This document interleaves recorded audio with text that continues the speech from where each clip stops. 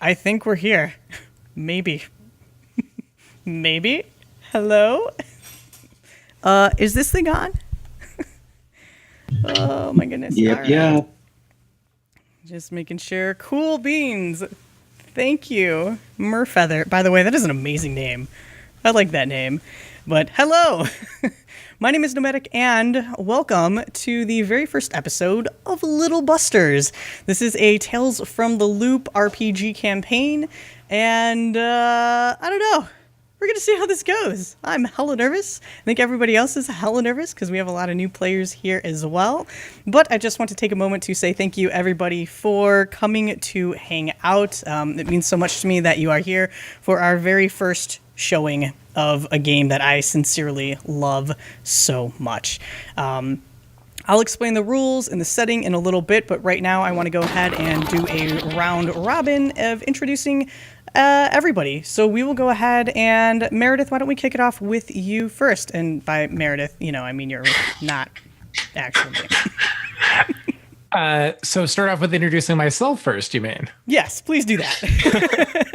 Hi, everybody. I'm Christine Chester. I do a podcast called Heroes of the Hydian Way. And today I'm going to be playing Meredith Hayes, a 13-year-old bookworm. Fantastic. I'm so excited. Meredith actually made an appearance in a podcast that we did together for International Podcast Month. So I'm very excited to see her kind of back again and in a different town. Mm-hmm. With different friends to help her get into trouble. Yep. Like a lot more trouble. Yeah. My boy Red, why don't you introduce yourself and let us know a little bit about your character. Oh man. All right. Hi, I'm Red. I play a lot of D&D. I've never played this format before. So a little nervous, but I know that my boy Joy here won't let me down. So Thanks. You can find me at Critical Fun on Twitter.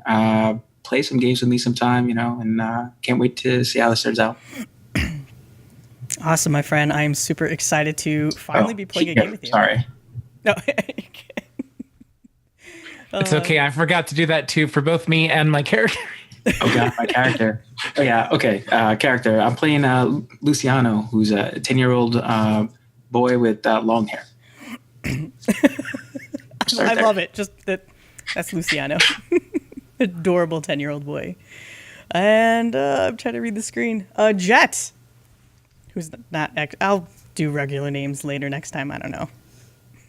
Hi, I'm PB, and I don't know how I realized that you were talking to me, but I did, and I'm glad I did. So I'm PB from PB Plays Inside and at Write and Run Games. I stream variety games, and I also write stuff for RPGs for fun, like 5e supplements and stuff like that. And I am playing a Jett Lopez today. I use she, her, they, them pronouns, and my character does they, them pronouns. So she is a rocker, and she is 12, and she is related to Luciano. We're cousins. I love it so much. That's one really cool thing about this group. We have 14 different kids that will be coming in and out of the game, and they all have these little connections with each other. I think this is the only technical familial line that we have, though. I don't think we have any siblings or anything like that. I think we have cousins. I think you're correct. We've talked about a couple other connections, but I don't think anything else got solidified. Mm-hmm. So let's go ahead and move it over to my buddy Pro. What's up, man? Okay. Good Yeah, morning. doing good. Good night. I mean, technically it's like 12 a.m. So yeah, a.m. party. Hey, I am Pro Restarter. I was happy to be here. Playing this game. I played it before, so I'm looking forward to it. I'm playing Daequan Lemore, a Brit punk rocker class in the game. And super happy to be here. Daequan uses they them pronouns, and I'm here to mess stuff up. Really looking forward to your badass attitude coming into this. It's gonna be great. The best badass babysitter. The best bad babysitter. And last but not least, we'll kick it over to the player of Ashley. Hello. You're muted. I forgot. You're fine. We are now officially legit. Well, clearly I'm the noob. I'm Britt. Most places on the internet I go by Atomic Firebird, which has nothing to do with the car. I was eating one of those candies at the time. My character's name is Ashley Jones. She is 14. She's a jock, and she's here to round out, I think, all of the cool people by bringing some just average Mondays to the table. Yeah. So her pronouns. I'm guessing she kind of dresses a little bit like I'm dressed right now, only I picture her as having sort of like dirty blonde hair up in a ponytail and wearing a Chicago Cubs hat. Yeah. I will seriously have to send you one. I've got like 3 that are just sitting in my place. Go Cubs. That was a shout out to my little brother. Aww. Who used to wear one. That's so adorable. Well, I'm super excited to have all of you here today. And for everybody that is joining us, again, welcome. We're going to be playing Tales from the Loop. So what I'm going to do is I'm going to just kind of read the primer a bit that the players kind of already have an understanding of. But I want to allow everybody else to understand where and when we are playing this game. So the year is 1988. And if I put this up correctly so I can actually read things, welcome to Lake County, Illinois. It's located about 45 miles north of the great city of Chicago. This county is home to the newest Synergy project, known as the Loop. Located to the north of the county in Zion is where the Loop sits, kind of on the edge of Lake Michigan, and it has these 3 massive cooling towers that can pretty much be seen across the entire county. But you guys don't really live in walking distance of the Loop. In fact, most people don't. Several miles closest to the facility itself is absolutely restricted.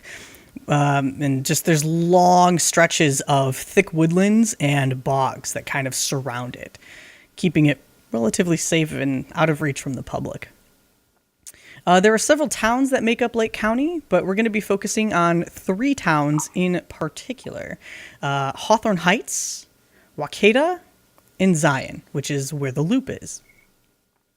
Life in, auto-scroll that scrolls to an entirely different page, life in northern Illinois is busy. It's developing, and yet it still has that small-town charm. To the west, there are large expanses of uninhabited forests and even more farmlands. To the east, you'll run into Lake Michigan, but the water's usually cold and can only be enjoyed during the summertime. It's also kind of dirty. It's not a nice lake, just speaking from experience.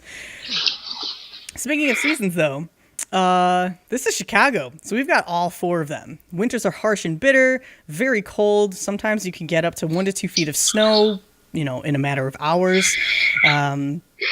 Even more during a storm, which will pretty much shut down the majority of the towns. Summers are humid and kind of gross, filled with bugs, lots of bugs. Hope you have bug spray because there's just mosquitoes everywhere. And, that's usually due because of heavy rainfall, and it's very flat land, so the water just kind of sits and pools and keeps acclimating the humidity. Fall is pleasantly cool with beautiful forests that kind of set ablaze in reds and yellows and purples with that change of season. And then there's also the construction season. So there's technically 5 seasons in Chicago, and construction season is when every road is down to 1 lane, including the highways, so that they can build more roads, or we don't really know what they do out here in Chicago. It's just they throw out traffic cones and pretend that they're doing something. Because it is a developing town, there are a lot of new buildings that are constantly going up, as well as some old historical locations within the town that are kind of fun to visit and have some pretty cool history to them. There are several popular locations that we won't go over entirely. They will pop up as needed. And let me skip down a bit. But what I do want to talk about real quick is the loop. Because the loop is, everything else sounds, okay, sure, it's 1988, north suburbs of Chicago. That's nothing crazy. But this place has the loop in it. And it's not the loop in Chicago. It's like this giant Swedish towers, which is located, again, deep within the woodlands, backed against Lake Michigan. The loop resides looming over the entire county. You can see it from just about anywhere, as the towers are impossibly tall, but they're very real and very necessary. Or at least that's what the people of Rick Synergy tell the town. Construction finished about 6 years ago, so it's been around for a little while, but you were probably too young to really understand all the hubbub in the news or the talking or arguments between your parents late at night. And chances are that now someone in your family works in some capacity for Rick Synergy. Many farms are employed by Rick Synergy, and they have their hands in just about everything from helping feed power to the malls, schools, government buildings, and more. Perhaps your parents work there, or your brother frequently makes pizza deliveries to the heavily protected gates thanks to kids playing pranks. Rick Synergy doesn't need pizza, though. It's entirely self-sustaining. But it's a cool story to say that you actually made it that far up to the gate. There is a large portion of the town of Waukeeta that is designated for the employees of Rick Synergy, which is known as Littleton. In fact, this pop-up suburb created a disparity in the town itself, draining resources and money and causing that disparity between populations. Parts of Waukeeta are known as North Chicago, full of incredibly rough neighborhoods with heavy gang activity. Higher-ranking workers within Rick Synergy that have special clearance, more often than not, end up living in the Littleton side of town. Excuse me. The majority of the loop's operations are conducted below ground, so no one really knows what actually happens there. Rick Synergy tells the public that it's a massive, but albeit smaller, hadron particle collider in comparison to the massive loop in Sweden. Still, a near majority of residents within Waukeeta end up working for Rick Synergy in some capacity. Again, they could be scientists, security guards, cooks, accountants. Again, chances are somebody that you know ends up working for this organization. But not everybody has clearance to actually enter the loop, and despite them being a dominant presence. Weird things happen in town, period. And you know about them.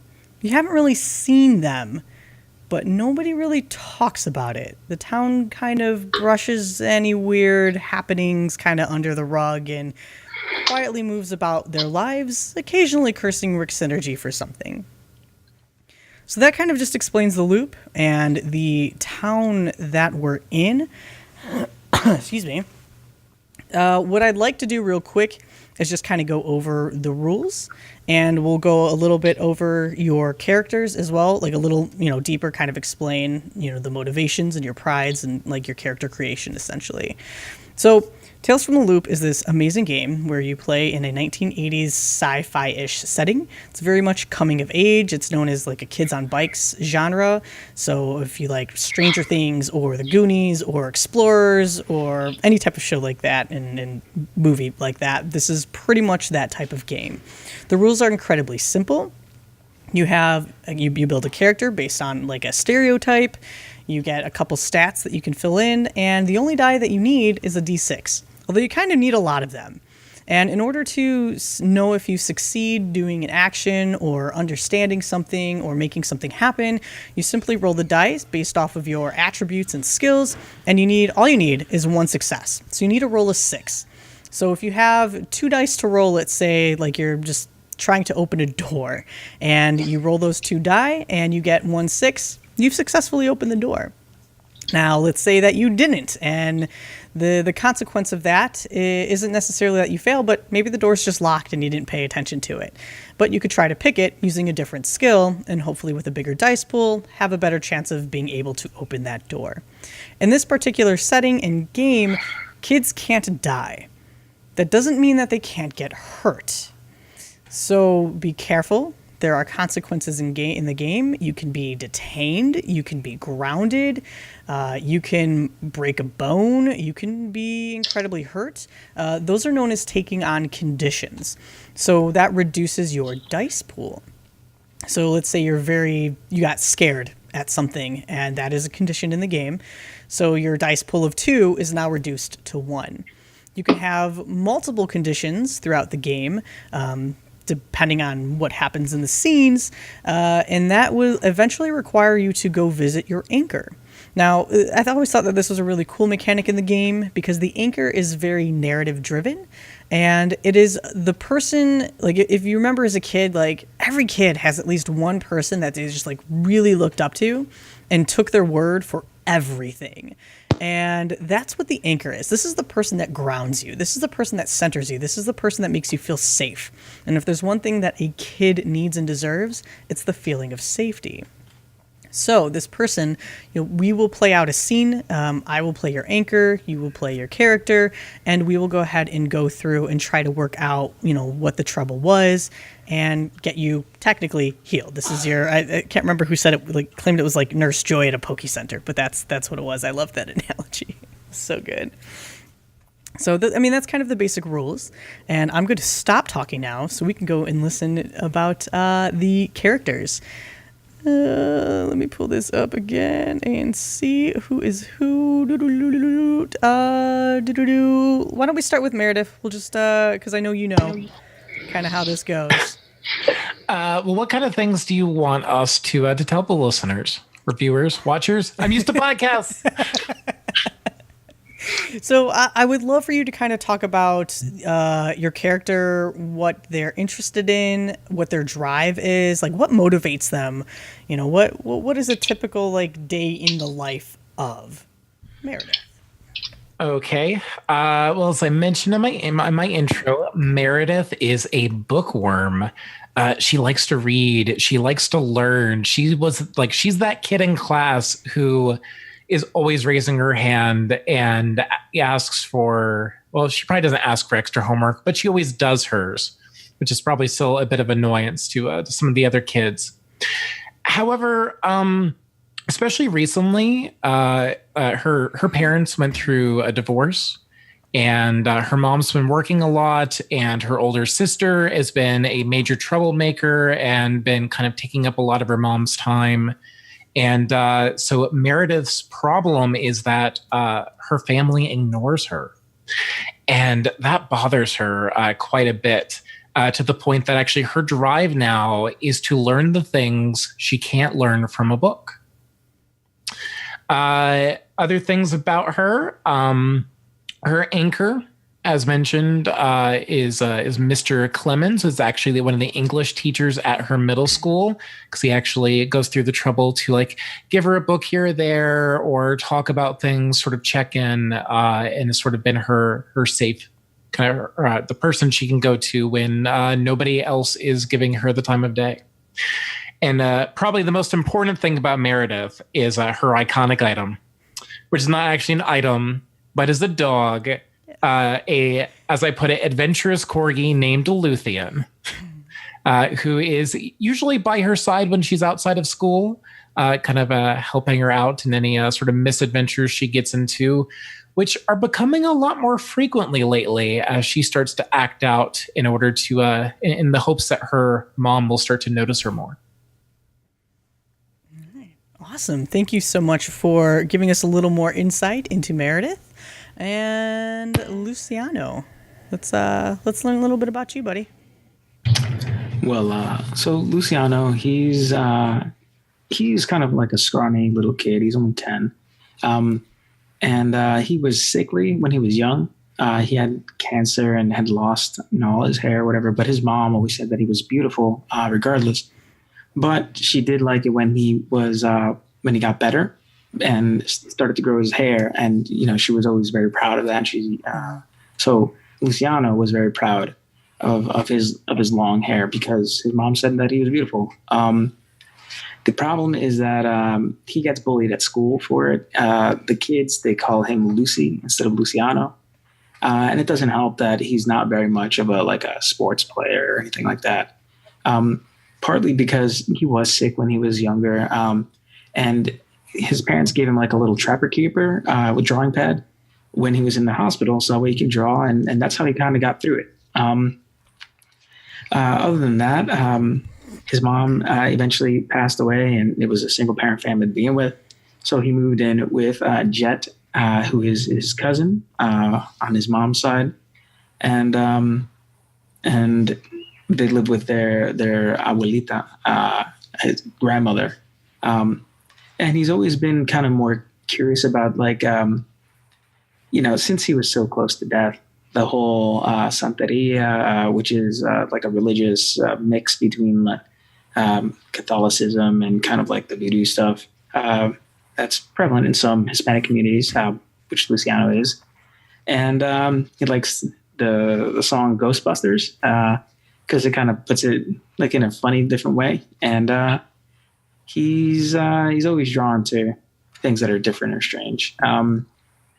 So his anchor is his abuelita. She does little limpiezas for him, to make him feel better, which like is like burning sage or draw a bath with like milk or whatever random stuff is the abuelita says. And he's got there's a coach that thinks that Luciano needs to harden up. Whether or not that's a good thing in the situation, I don't know. I guess maybe we'll see. And he's got an art teacher, Mr. Iorio, who he feels very connected with because art's his thing. So other than that, it's Jett, his cousin, who he lives with. Awesome. Thank you so much.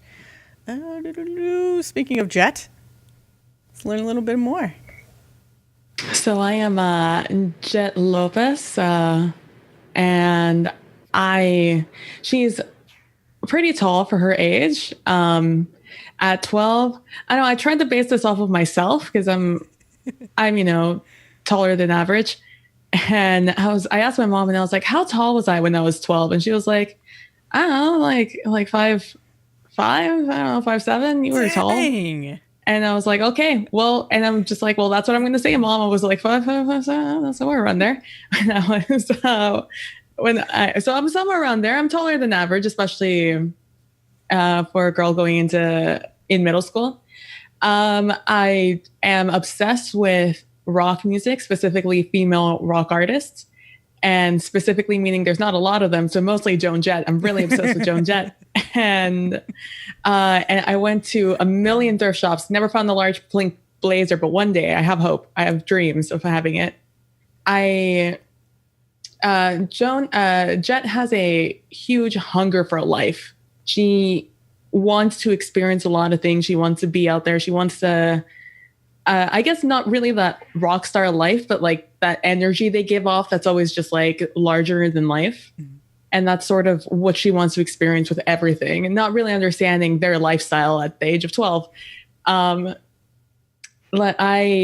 problem is that my teacher has hated me ever since I corrected them on the first day of class.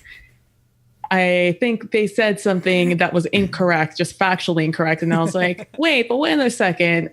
It was actually this thing. This is what happened. And they're like, no, it didn't. I'm like, no, it really did. That's what happened on this thing. And they haven't liked me ever since that happened, which is a little out of character for Jett because, not supposed to be a smart one. And and so whenever my teacher picks on me or whatever, I always go to my mom. My mom is my anchor. She is the person I go to whenever anything is wrong, whether she understands me or my lifestyle or anything like that. She will always be my rock. And my pride, like many Hispanic Latino families, my family we're all very about family. Like we won't let anybody out in the dirt. We won't leave them to fend for themselves. So my biggest pride is that I stand up for my family, whether it's Luciano or my family being a Mexican family in the middle of Illinois in 1988. So I'm always there for them, my family, and I won't stand down when somebody says something poor about anyone in my family, blood related or not. My favorite song is I Love Playing with Fire, which I have going on repeat in the background right now. Yes. That's so great. I love it. We had like a little playlist where everybody was kind of dropping some songs into it. We should probably share that with people. You might enjoy it. Just jamming out to 80s. Daequan. Let's learn a little bit about you. Yeah, Daequan.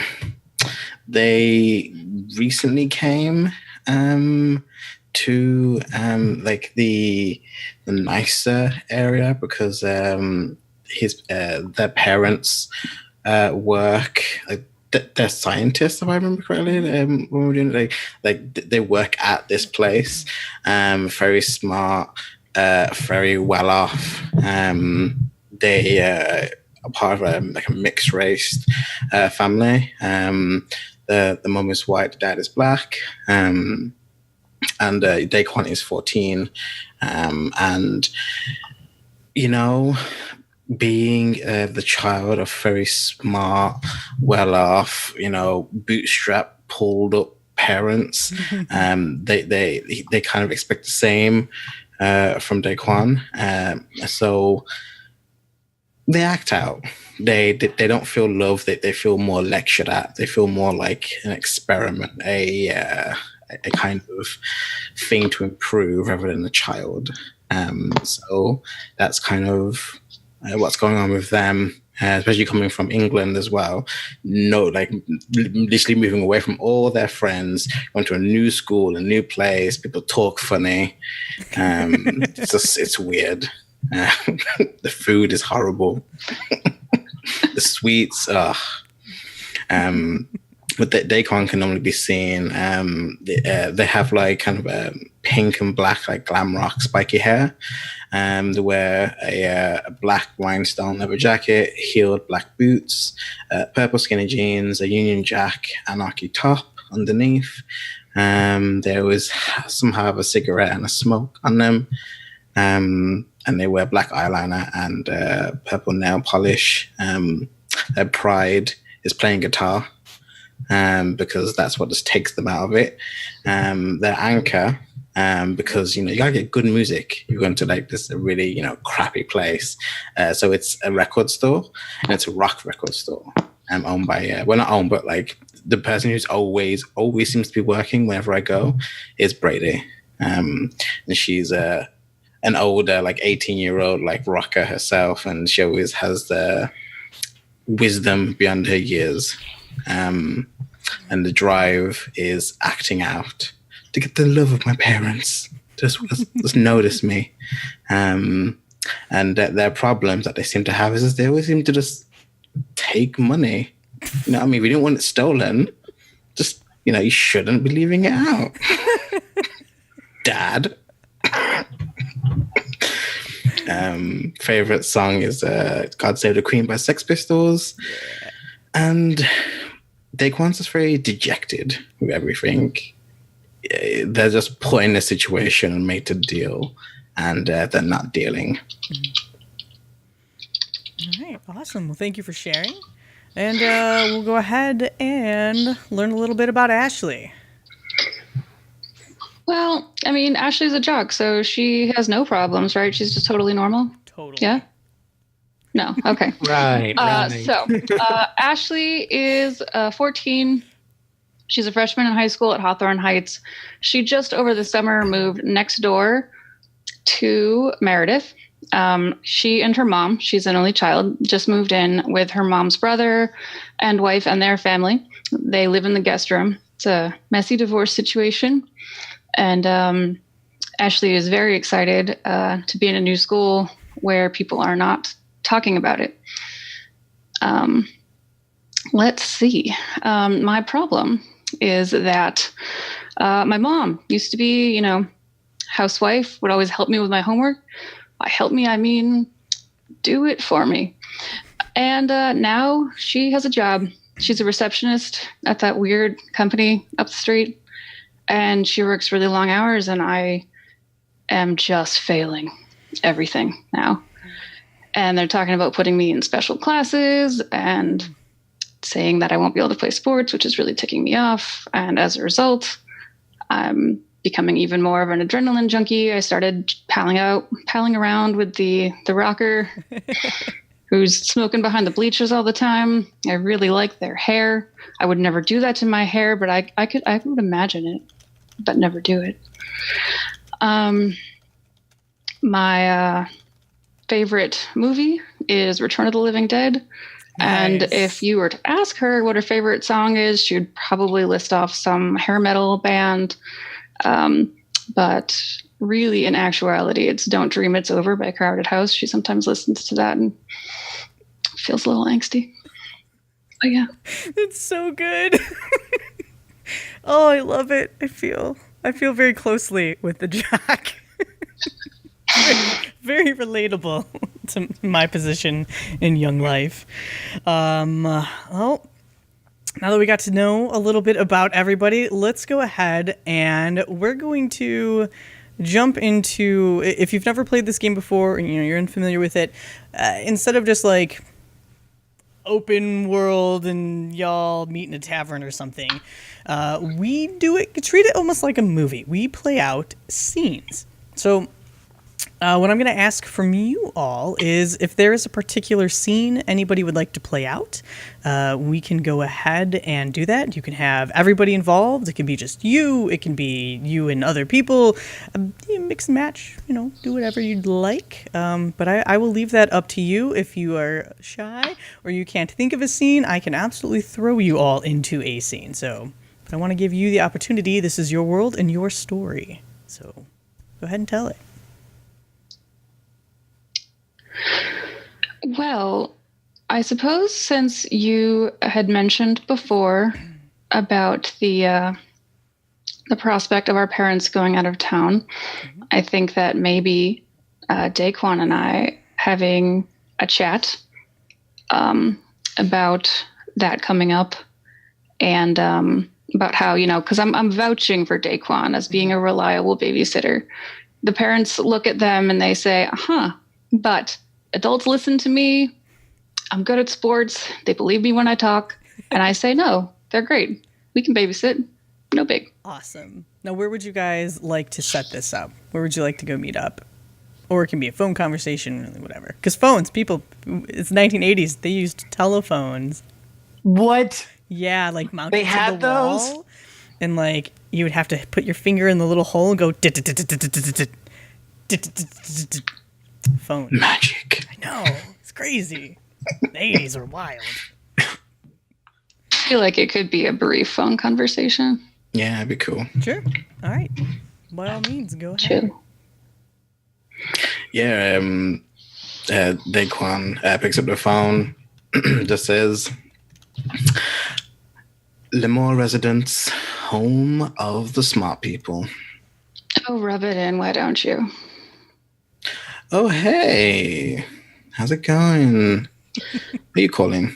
I've got to babysit the kid next door, and I know you do too. And I was wondering if maybe we could take them somewhere. His older sister's going to be there, and she doesn't need a babysitter, and I really think that she hates me. And I would really like some backup. Your kids are really easy. I mean, yeah, it's put on the TV and they just like zone out. I can't believe the stuff I've done. Anyway, yeah, we can totally do that. I mean, these kids probably like parks, right? We could just like let go of the leashes and let them run free like a bunch of animals. Yeah, I think that'd be totally radical. Yeah, sounds good. Yeah, rad. I'm not saying that word. Fine. You got to learn the lingo. All right, just let me teach you some proper slang, some proper Cockney, right? And then we'll get to it. That's the real slang. I mean, but hey, it's tubular or whatever. No. I want to hear some of yours. Could I bring a pack for you or? Oh, sure, yeah. Nice. See you then. Bye. Later. I love it. With the actual heavy click click. That. Oh my god, my phone's broke. Oh no. Well done. Nice, quick, easy little scene. It definitely sets it up. Would anybody else like a scene? Jett, how do you feel about doing a scene with Luciano? Good? I'm down. Yeah. Awesome. How about something along the lines of bullies at school? Yeah. Totally down. Awesome. So I'd probably Luciano would probably be walking along. I don't know, walking home from school. No, waiting outside of the school to go home, and he's gonna have his little trapper keeper. It's got like all the 80s type stuff on it. It's super bright and colorful. And he's going to pull it out and he's going to just start like drawing a tree, just kind of sitting there on a bench. I don't know, Joey? Sure. So I'll walk out. I'll be like, oh man, that was a boring day at school as always. And I'll walk over and I'll be like, hey, Luciano over here. And then I'll look up, as I go to start walking towards you, I see like a group of some older kids or whatever that typically like bother me, and you can see that I'm getting kind of scared.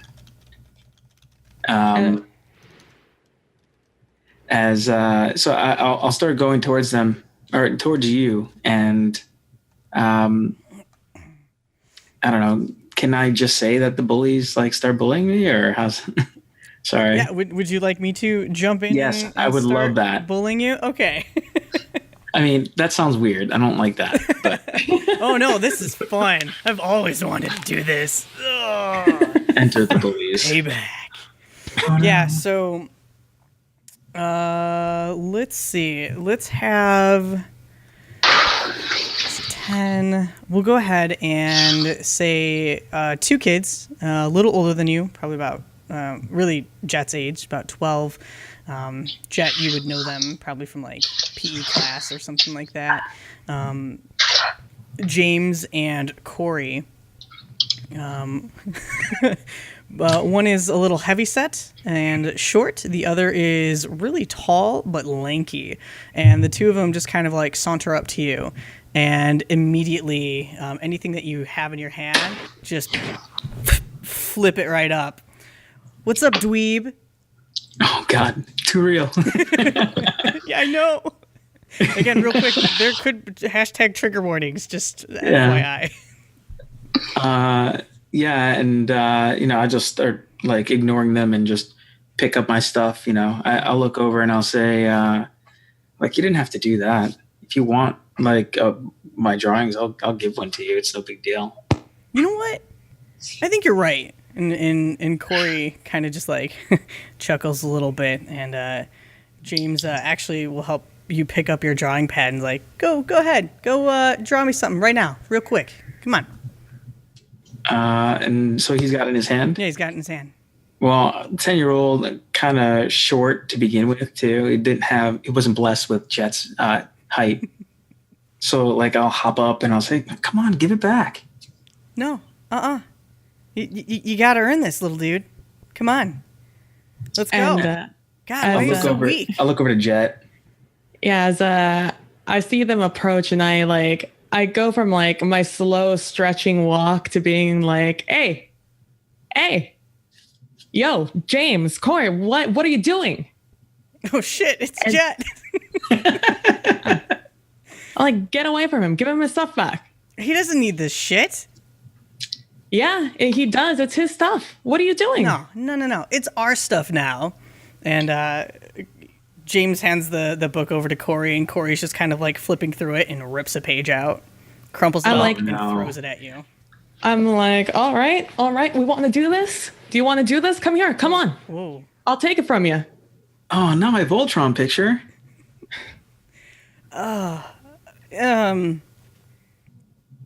Whatever. This is stupid anyways. And they just kind of like throw it on the ground so it like kind of splatters everywhere.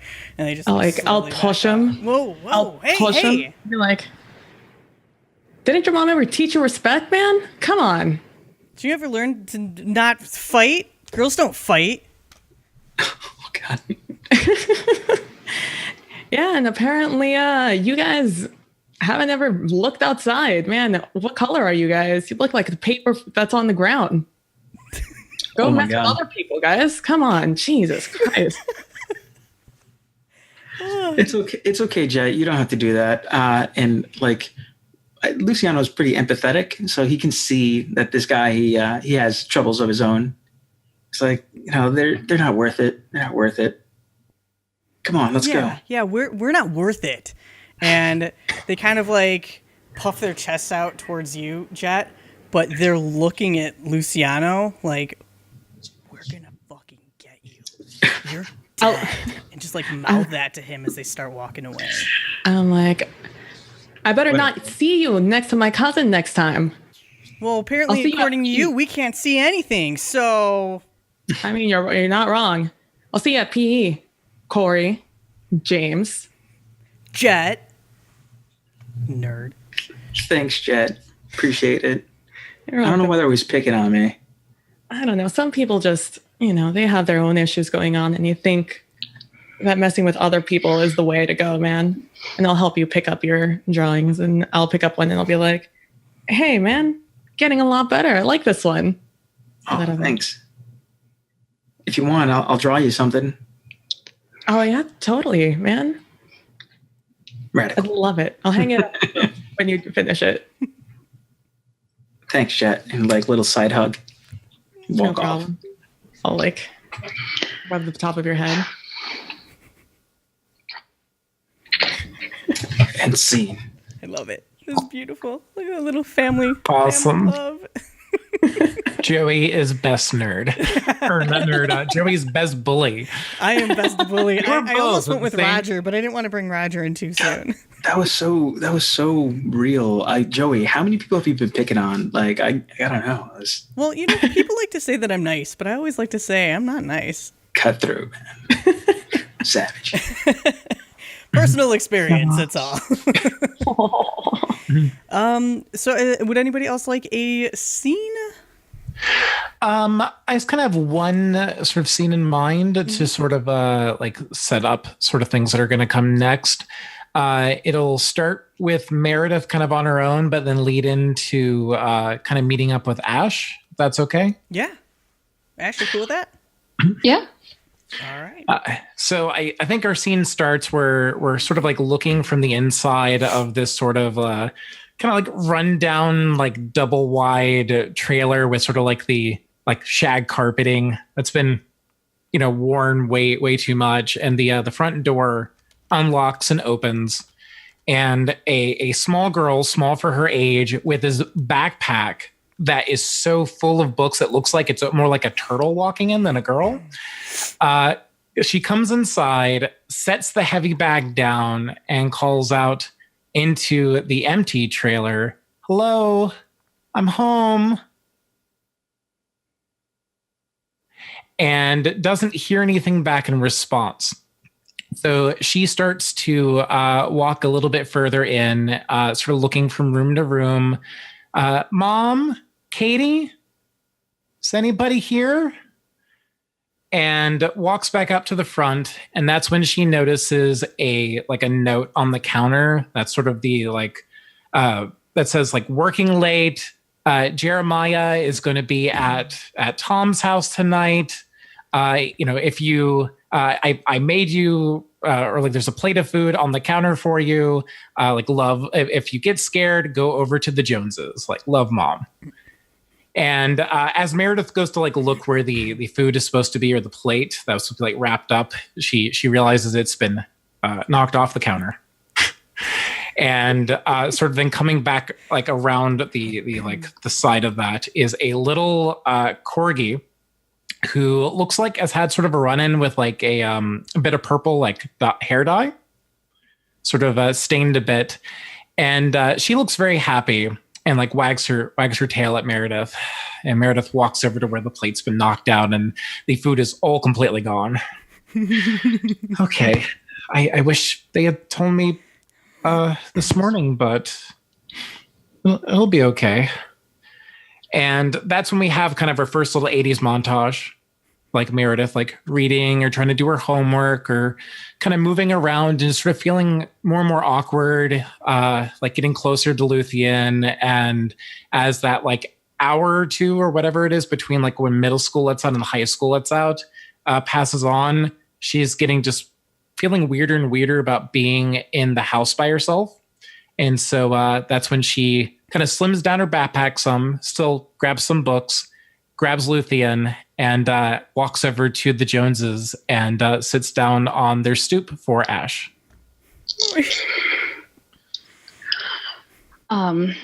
So I guess I'm going to be coming back since it's getting a little dark and the all the teams are sort of done for the night. I'll be on my way back to the pretty shabby house next door. It is way too small a house for all the people that are currently living in it. Ashley is very tall. She's about 5'7". Oh my. And messy ponytail, sports clothes, tattered sort of backpack, doesn't have that many books in it, and is rounding the block, and she'll see you. This tiny girl who, like Meredith at even age 13, she might be, I don't even know if she's 5 feet tall. Like she is very small and scrawny for her age, wearing just like over baggy clothes, like large, so like round glasses. And she looks up from where she'd been like sitting on the stoop, sort of like Lucian pulled up into her lap. Ashley is going to look a little surprised and then try to hide that with a mask of chill and just kind of walk up. Hey. Hi. You get home really late.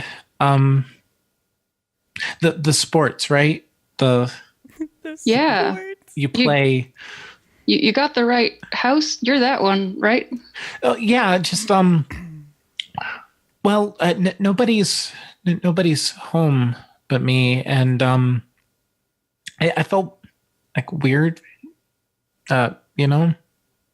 Sure, yeah. I tried the door, but nobody was home. Yeah, my mom's at work, and my aunt and uncle, they're, I think it's probably date night or something. Do you want to come in? Yeah. If that's cool. Sure. I'm probably gonna make some Velveeta shells and cheese for dinner. You hip to that? Yeah. Rad. Thanks. All right. Let's eat dinner. Meredith will go in and put the dog down, stand up, picking up her backpack. That is probably fuller outside of school than yours is going to school. Yeah, thanks. No big. I'm gonna unlock the door, go in. The lights are all off. I'm fumbling for where the lights are. This is still a pretty new house to me. Throw my backpack in the corner. Second guess myself because it's not my house. Pick it up, put it back somewhere neatly, and then head to the kitchen. Forget that Meredith is there. Turn around, say, "Follow me, kid," and then go into the kitchen. Meredith will go ahead and follow. Note the dog is coming into the house too. I turn around. I look at the dog. I consider saying something and do not turn back around. Okay.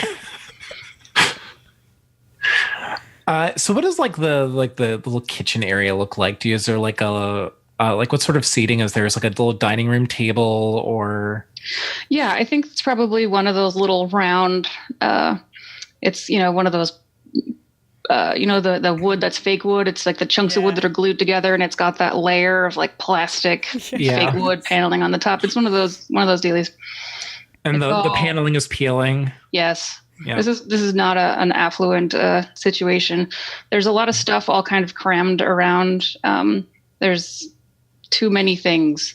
There's too many people in this house. Yeah. It's pretty cozy in here.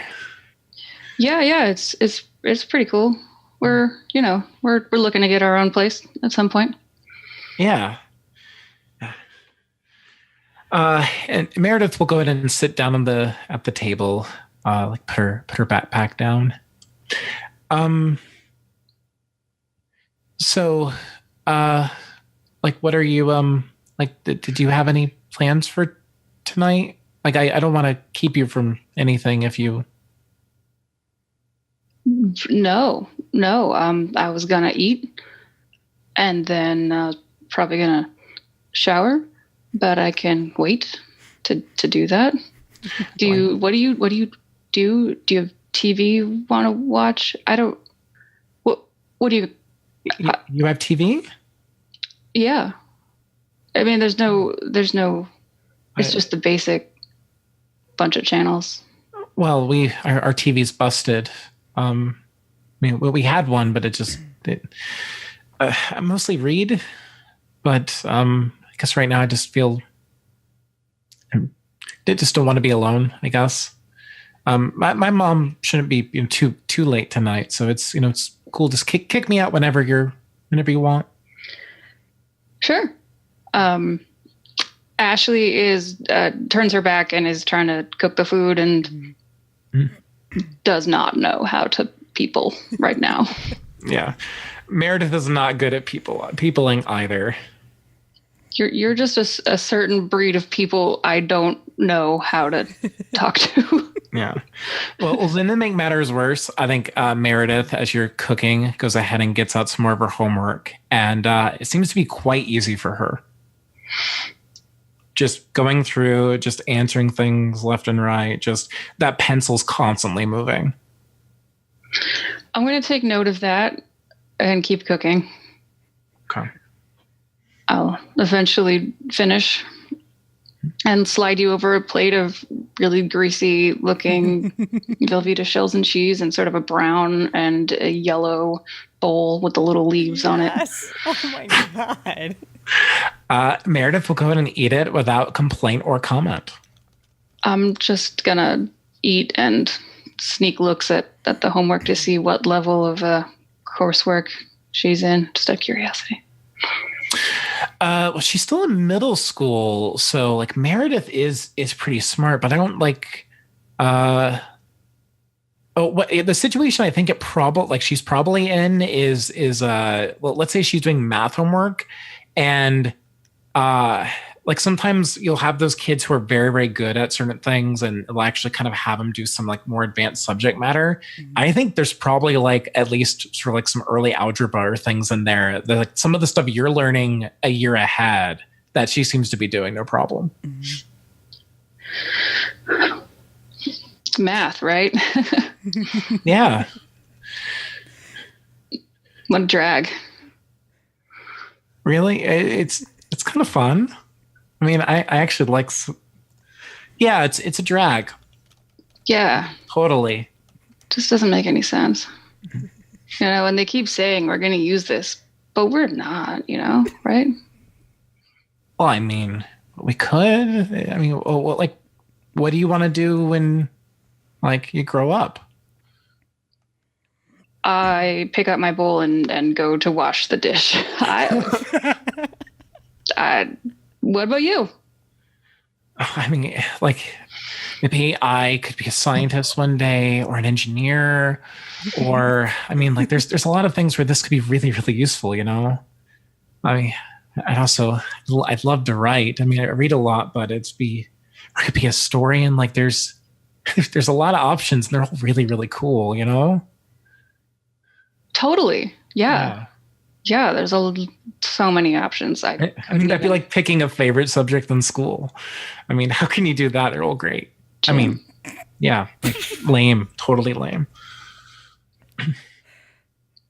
So what do you watch on the? Wait, you said it was broken. What do you read?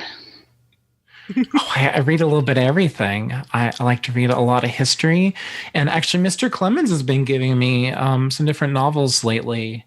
I've been going through, some of the classics. I just read some Jules Verne the other week. It's. Do you read a lot?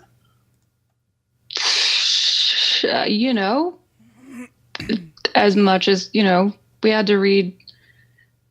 No. No.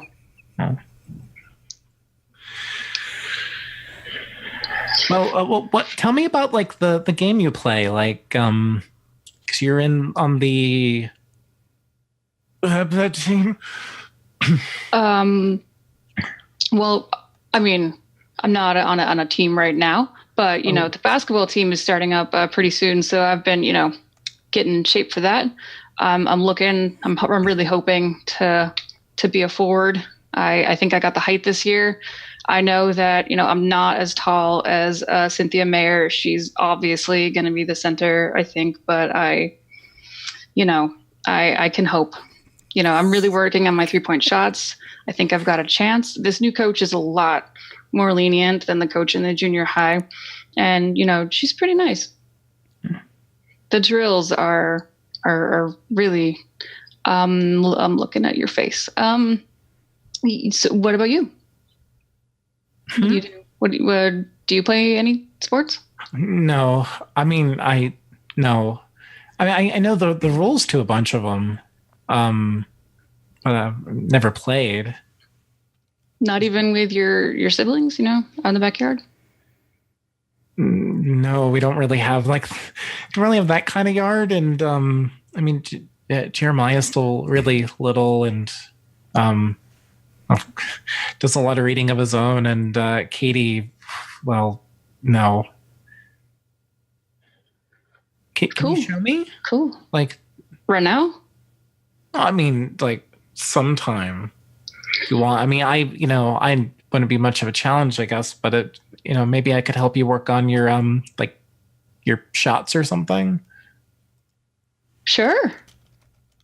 Yeah, we've got a hoop in the driveway. Yeah, let's do some foul shots. I'll show you, Let's go. Okay. And probably scene, because otherwise we'll run. No, that was into one thing step after in another. there. That is so beautiful. Oh my goodness. We are such awkward people. That was so awkward and so relatable. Brilliant job. So now that we kind of got a little understanding of the characters and we kind of see how they interact, we're going to take a quick 5-minute break and then hop right into the next scene. So real quick, thank you everybody who has come and hung out. And I see a bunch of follows, but my notifications aren't popping up. So I will owe you a thank you at the end. But thank you so much. And we'll be back in just a few minutes.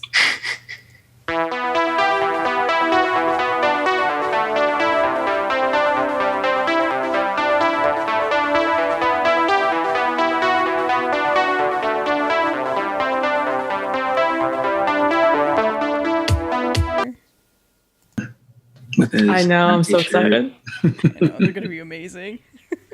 Lamola residents. Where the smart people live. All right. Well, welcome back, everybody. Thank you so much for tuning in to episode 1 of Little Busters. We had 3 fantastic scenes by 5 amazing players, and I think we're ready to jump into the next scene. So this one is DM's choice, and if again, for those of you who are first-time Tales from the Loop folks, welcome. This is a very fun game, and it kind of plays out like a movie. So we pick different scenes, and what I like to do is have the players pick some scenes, and then I'll pick a scene, which usually starts pushing them towards the narrative. So we're going to get right into that. So excited. So in this particular scene, as we kind of had explained before, we will be at the Lopez residence. Jett and Luciano, their family is currently heading towards the city of Chicago to hang out with other friends and family where no kids were invited, which is fantastic. They're going to have a great time. So the kids are left behind, and at the protection or disposal of the best babysitter in world, Daequan. So Daequan will go ahead and show up at some point. We can have you there now. We can have you just arriving. And eventually, in a couple minutes, sorry, I just bonked my mic. Ashley and Meredith, whom Ashley is currently babysitting because Meredith's mom is stuck at work, working a double shift tonight, and just won't be home in time to really take care of her. And her little brother is sleeping over at a friend's house, so Ashley is going to be taking care of Meredith. And as we heard in a previous scene between Ashley and Daequan, the two of them agree to kind of team up and join forces and throw all of the brats together so it's a little easier to manage. So we'll go ahead and, Jett, if you'd like to describe the Lopez residence, that would be awesome. Sweet. So when you pull up outside of the Lopez residence, it is like the typical cookie cutter suburban home, 1-story home. That house looks exactly the same as like 2 houses over, because there's a variation in the pattern of the houses in the suburban area. And so it's a normal cookie cutter house. When you walk inside of it, it's very homey. There are pictures everywhere of family. There's pictures of me, my parents, my abuela, my aunts, my uncles, my cousins, a ton of Luciano. A little bit lower so he can see them a little bit better because they're, and in special places, you know, there's photos of me and my parents, then us with Luciano, and then one with Luciano and his mom. And the house is all like inside, the walls are like beige, white, but their accent colors are like a nice maroon and other just bright colors that Abuela brings with like little figurines. You'll see like a skull from like Dia de los Muertos on one of our shelves. We'll see just other little small things. We have jars with like a banana leaves rolled up sticking out of them because Abuela likes to burn that instead of incense, because what is incense? It's all homemade here. And it's just a whole bunch of that. And really the highlight room is not my parents' room, my abuela's room, or me and Luciano's room, but rather it's like this large 12-seater dining table with like a nice old 80s-esque vase with that beautiful, beautiful pattern with those beautiful, beautiful fake plants in it and flowers. And that is like the centerpiece. And not only of the dining room, but I think of the whole house. It's where you go. It's where me and Luciano do our homework. It's where we talk with our parents. It's where our abuela tells us stories that may or may not be true. That one's still up in the air. It's where we get grounded. It's where we get praised. It's where Luciano shows us all his amazing photographs, and then we take them and put them on, you know, the refrigerator and stuff, because we're all very proud of him. And the house is very homey in that way. It's small, you know, I think compared to some of the bigger houses of some of the people we know who work in the loop, but it's modest and we're very happy with it. Alrighty. Definitely sounds like a beautiful, cozy home full of love and family. This is quite beautiful. So the two of you, after receiving a bunch of kisses and a bunch of hugs and maybe a little extra like patch on the bum from, you know, abuelita, like behave, you know, sort of thing. There is a note on the kitchen countertop along with like $20 or so for Daequan, specifically for pizza. And then there is also an envelope that has additional money for Daequan as well.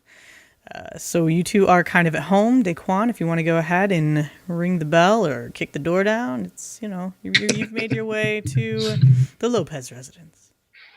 I think we kind of see Daequan like walking up like the drive, and we see they have they're like heeled boots, but we see this like very baggy like trousers on, like a very baggy like white shirt, like nice jacket, like a hat, like a nice like fine little bowler hat, and they walk up to the bell and they ring it, and then they just kind of like have their arms behind their back and they're like just rocking on their heels like. Hello. Now, Luciano and Jett, you were both told absolutely to not open the door for anybody except Daequan. Very specific instructions. Or you'd get in trouble.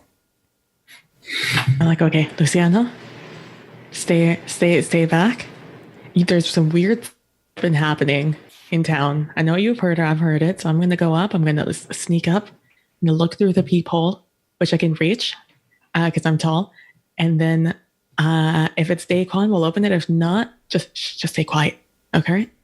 So I'll sneak up to like the peephole and I'll look it out and I see someone that kind of looks like Daequan. I've never seen them wearing this. I think because I babysat for both of you before. This is like this. I wear. This is my initial garb, right? If the parents are home, this is my my front attire. And I'll on the door, I'll go. Oh God, I don't know. This is an '80s song. It's probably '90s, but I'm still gonna do it because we'll all understand the reference. I'll go ba ba ba on the door on my side. You're like a kick. Dun, dun, dun. I'll be like, okay, it's Daequan, and I'll go through all the deadbolts. I'll like take off the chain. I'll take the other one off, and then I'll unlock the bottom, and I'll be like, and I'll open the door for you. Hey, Jett. I like rub my hands through like your hair. Hey, come on, man. Hey, so good. I could come over here and like I walk in and watch you lovely kids. Yeah, so respectful and Daequan, there's no one here. There's no one here. It's just us. They're gone? Yeah, they're gone. All right. I'll close the door and then put everything on. Yeah, it's Daequan, Luciano. You can come out. Daequan, what'd you bring us this time? I brought you a magazine. No, that's not for you. It's like a Playboy. There you go. It's like I got this at the doctor's office. I think it's about dental health. There you go. Luciano, yeah. Rapscallion. Oh, Daequan, stop messing with me. All right, here you go. And it's like a rock magazine. Oh, I love the art.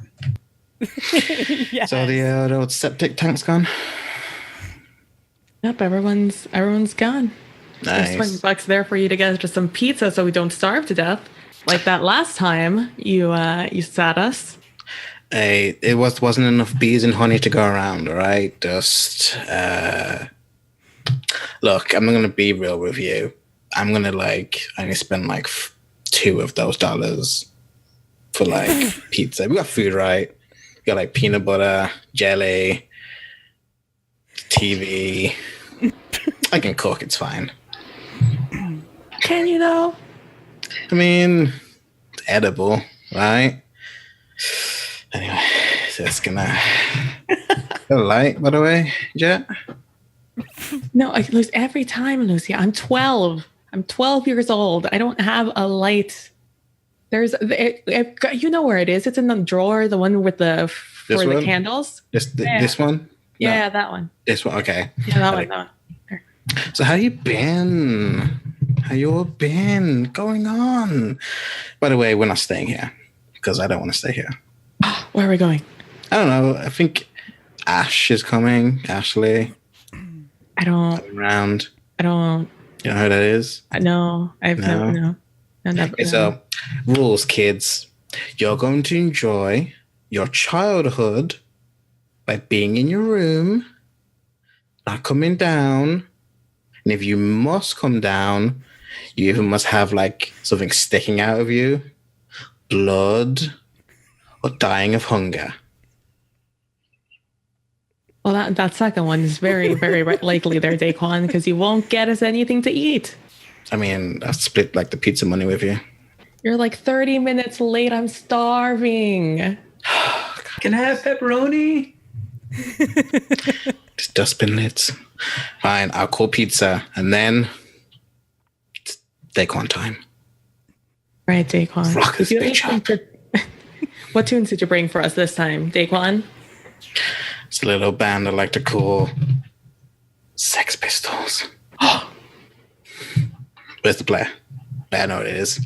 And I go over and I was like crank it up, close the windows. Now let's like put it on, and it's like God Save the Queen. Yes. So as you're doing that, we can go ahead and fast forward a couple minutes with having the pizza ordered and music still blasting. And Ashley and Meredith, you're making your way up to the Lopez residence. All right, Mayor. Can I call you Mayor or Diff? What do you want? Well, whatever is fine. How about Death? Mayor Death. I've never had a nickname before. We'll go with Mayor. Okay. All right. You might know some of these kids. I don't know. Maybe not. How old are you? 13. I don't know. They're probably 13. Sure. I'm just gonna knock on the door. Well, you mentioned Daequan, right? Yeah. Like, isn't he? Or sorry, aren't they like the foreign student, like the British one? You can't just say that. What? What am I supposed to say? Exchange student, I think. I think that's the polite Exchange term. Okay. I don't know. I didn't actually They have ask. really colorful hair. They do. It's pretty actually cool. it is really cool. Yeah. Yeah. Daequan opens the door. Hey, Hey, how's it going? Who you bring? I can hear the music. What's that? That is freedom. That is life. Soak That- it in. Rad. Yeah. Use the dustbin lid. It's very loud. That's how you enjoy the music. Dustbin lid. Are we gonna stay here? Or are we gonna? Depends. You got my bees and honey. Yes. Do I? I don't. That's money. That's Oh yes. Yes. just come in. We gotta work on you. Just like I forgot. You know, that just made me hungry. You'll see me in the background, like jumping around, rocking around with like a slice of pizza, just like rocking out to the music. Did you get enough for us? He didn't even get enough for us. people like in the kitchen on the top shelf. All right. We could go to your arcade. The little ones might like that, right? I mean, I don't want to spend the money that I got, you know? Come on. Music, we got kids are doing whatever they're doing. What's your name, kid? Me? I'm Meredith. I'm Mare. Man, I like it. Yeah, she's pretty cool. I taught her how to do hoops the other day. She got 2. Nice. It only took an hour. Yeah. It was great. Cool kid. Daequan. Potential. Potential right there. It's good to meet you. This is a nice house. I mean, it's not your house. You're not in any of the pictures, but I'll dance on by and I'll be like, hey, thanks. I like it too. hi. Hello. I don't know who you are. Do I know who you are? I don't know if I know who you are. There's a lot of cool shit in this house. We actually. Shit, you're a little. Shoot. I'm listening to the Sex Pistols. Ash, you're Ash, right? Yeah. Are you allowed to say the word sex?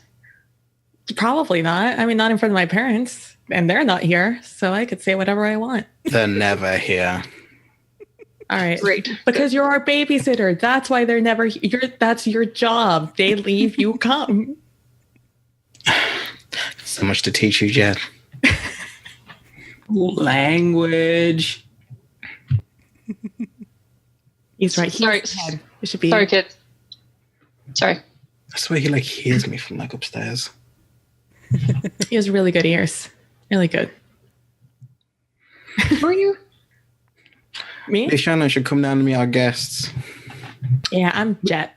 Luciano has his head up to one of the air vents, the heating ducts or whatever that your voice is just kind of traveling through, and because he wants to know what's going on with the big kids, and so he runs on down super fast. He's like, "Hey guys, oh, who's this?" Hi. Ash. Yeah. And I'm Mare. Yeah. Hey Mare, how's it going? Hey. Ash. I'm Luciano. Want to see my drawing? And it's like a Barbarella looking thing. Yeah. Because he took some inspiration from the magazine that Daequan gave him. It's like I'm gonna take it from him and just look at it like, wow. This is rad. Oh, thanks. I've had a lot of practice. You drew this? Yeah, well, I can't really come up with things on my own, but Daequan he comes by and brings magazines with all these cool artwork on it. One day maybe I'll do art like that too. Is she from a movie or something? She's cool. Yeah, I think it's like an old movie. I don't know. But I really like it. I mean, I haven't gotten to see it. I'm not old enough, I think. Ah, who Really says? Good. She's cool. I like this. I can see it now, Lucian. We sell these as posters. Oh, you think you will like them? Yeah. Yeah, The detail. they're good. Awesome. And I'll go back and I'll just kind of sit where you guys are, just off the edge, kind of listen in while I draw some more. So we are all kind of chatting and getting a little, getting to know each other a little bit. I would actually like you all to make your very first dice roll of the game. Wait, there's dice in this game? Right? I don't know. The thing that we are possibly supposed to do, and hang tight. I think I keep using investigation for perception. So Okay. go ahead and roll investigation. This is gonna be bad. First roll. Also, thank you for the bits. Let's roll 20 to see how it did. I know I have to now move all my screens so I can see how y'all did. I got a success. Hey. I Yes. did not. Daequan. I did not They have. are perceptive as fuck. Oh, I'm too busy staring at Barbarella. I would be too. It's Barbarella. That's awesome. So, for those of you who managed to get one success, you kind of hear the wind picking up outside. You notice that while it's already dark because the sun's kind of gone down, there's this little gray overcast from, how close, not that you're close to the city, but the city still kind of sheds light. And whenever there's a storm coming in, it just kind of adds to the illumination of the sky. So it's a little grayer out instead of being really dark out. You definitely notice that a storm is kind of heading on its way. And if you peer out the window, you could see, trees kind of starting to sway around. You hear a little bit of up against the window, and trees hitting it. And a couple drops, nice heavy big drops, start hitting the roof. Meredith is going to run back over to the door and open it and just call out Luthien, because she totally walked over here with us, but Meredith didn't just invite her into a strange house. But with the rain starting to come down, get that little corgi inside. And then once she's in, she like closes the door and looks back, sort of very, very like sheepishly, like, is this okay? I mean, she was just going to hang out, but if it's outside, but if it's raining. Yeah. Just, make sure it doesn't track anything here. I think my abuela is allergic to dogs, and that's why we can never get a dog.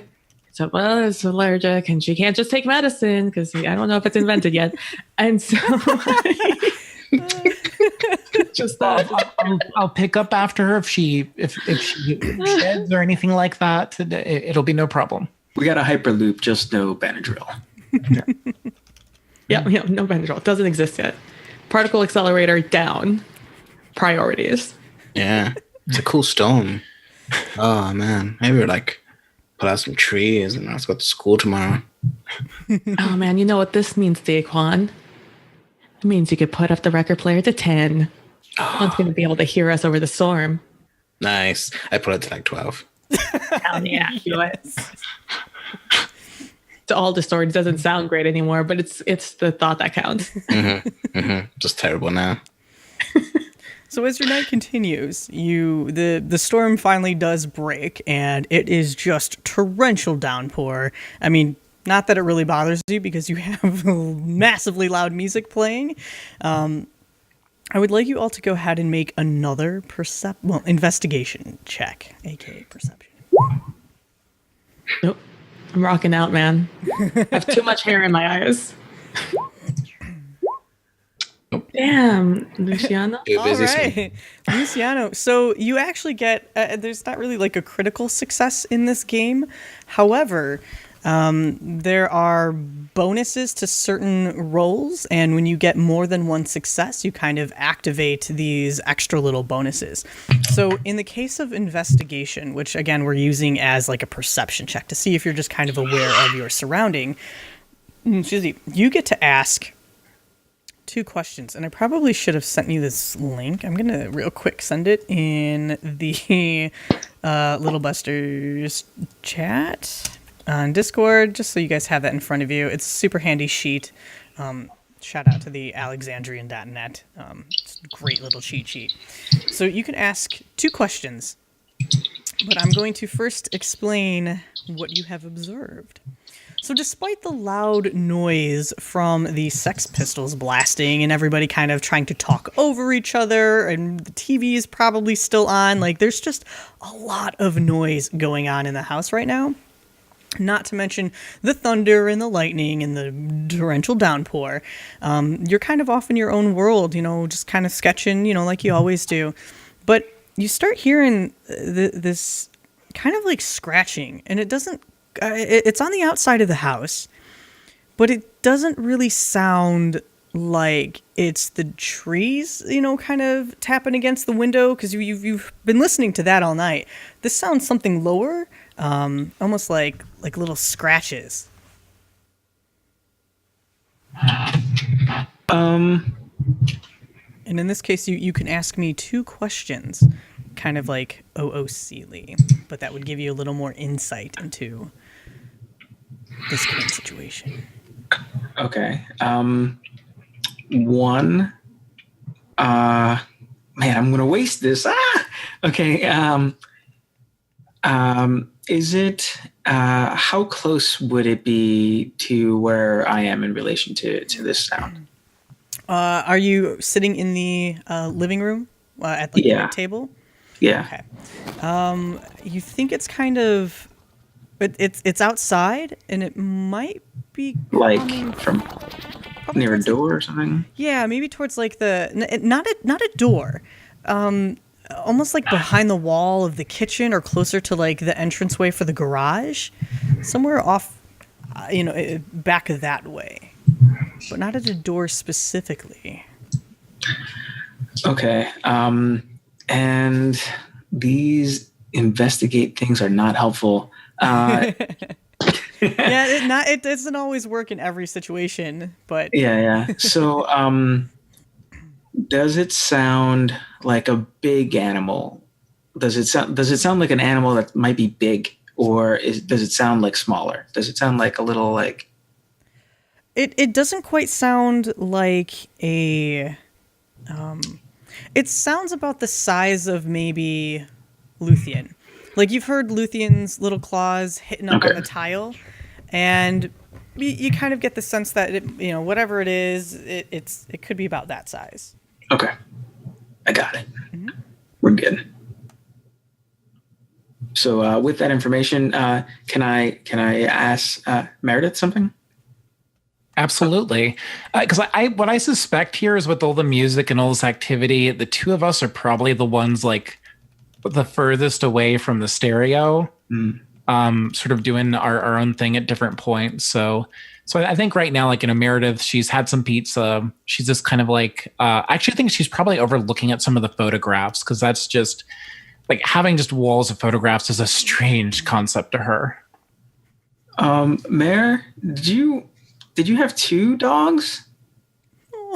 No. Hear something. I'll back. Sounds like it's trying to get in. Meredith like looks and does like note where Luthien is. That's weird. Do you have like a light on the back of your house? I mean, garages typically have light or something. Most suburban homes would. Yeah, there's a light switch over there. Meredith is gonna like go over and like flick on like the outdoor light and sort of do that thing where you like she goes over to one of the windows on the back of the house and like puts her hands up around her eyes to try like block out the light from inside so she can see a bit outside. Yeah. What do you see? You as you flick on the light and you're kind of like looking through, it's dark outside, it's rainy, nothing really seems to be out of the ordinary. It's just kind of a backyard, and a nice backyard with a really beautiful gardening that's kind of the trees are bending over a little bit because it's just pouring so badly out. And in fact, when the lightning strikes, you can even see the backyard even more clear than with the little porch light, and no, there doesn't seem to be anything out there. I don't see anything at all. I mean, maybe it's just I don't know. There's an awful lot of noise. The storm. It could be, maybe one of the trees groaning from the wind. Oh, okay. And I'm assuming that she seems like sincere. So, like, okay, thanks. And I'll go over to wherever Luthien is and like say, can I pet him? It's a him? Her. Her? Yeah. Can I pet her? Go for it. Yeah. Okay. She's pretty friendly. She likes people. And so, like, to kind of calm down, he's gonna pet her. Yeah, Luthien probably, like, if you like get down to her level, sort of like curls up on your laps, just like very content to sort of get pets and scratches and puppers. Okay, cool. Thank you. Now I'm happy.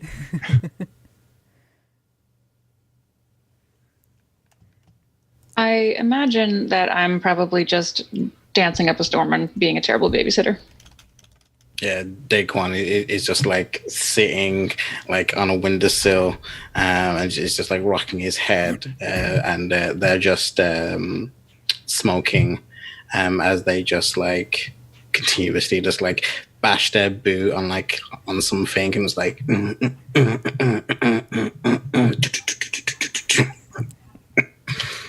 Hey, Jett. Yeah, Luciano?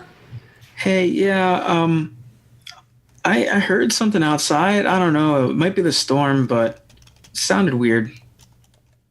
Wait. And I'll stop jumping around from where I am, and I'll go over and I'll be like, "Hey, what kind of sound was it? What did you hear?" I don't know. It didn't sound big or anything, but it sounded like scratching at the garage door or wherever, the wall behind the kitchen. The wall behind the kitchen. And I'll be like, all right, I'll go check it out. Just, Thanks, Jett. Yeah, I no knew problem. I could count on you. No problem. Just like chill back. I'll go look at it. And I'll do the same thing. I'll look out the window, see if I see anything. Mm-hmm. Yeah, no. As you peer outside, with the light on or off and the lightning kind of flashing down. No, it's just our backyard. I mean, there's like a bunch of leaves on the ground now that have been shaken forcibly from the tree. But otherwise, no. There you go. This is my Luthien right now. Oh, I love it. that's so works. Also, It's perfect. Suddenly, like the record stops, and you're like, and then like almost like a second later, Daequan kind of looks at you, Ashley, and it's kind of like, you're gonna like this one. Goes over, puts like the next one on, and then it's just like Queen said, "I'm gonna have a good time." Did you say Queen? Queen, yeah. Yeah, Meredith actually kind of perks up when she starts to hear like Freddie Mercury.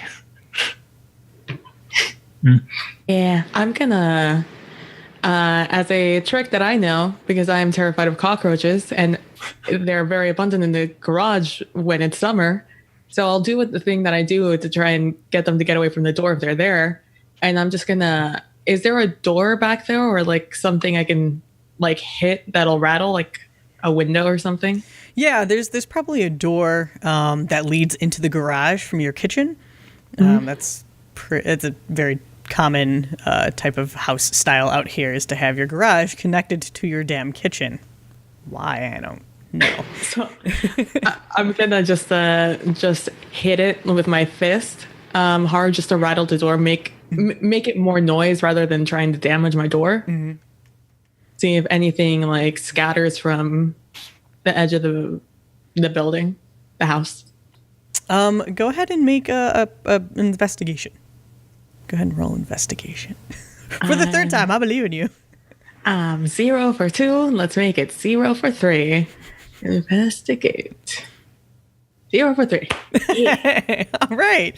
So yeah, you don't you don't hear anything. Just you pounding, on the door a bit to kind of like shake him off. But otherwise, no, nothing really crazy. Just the storm that's going on outside. Now, as your night kind of progresses, though, and the music gets louder, and again, y'all are just kind of like now doing your own things. It's maybe like, 9, 10 o'clock in the evening. The storm is coming down even harder, and you hear a loud explosion several blocks away. Just now, this is nothing new to you, Jett and Luciano.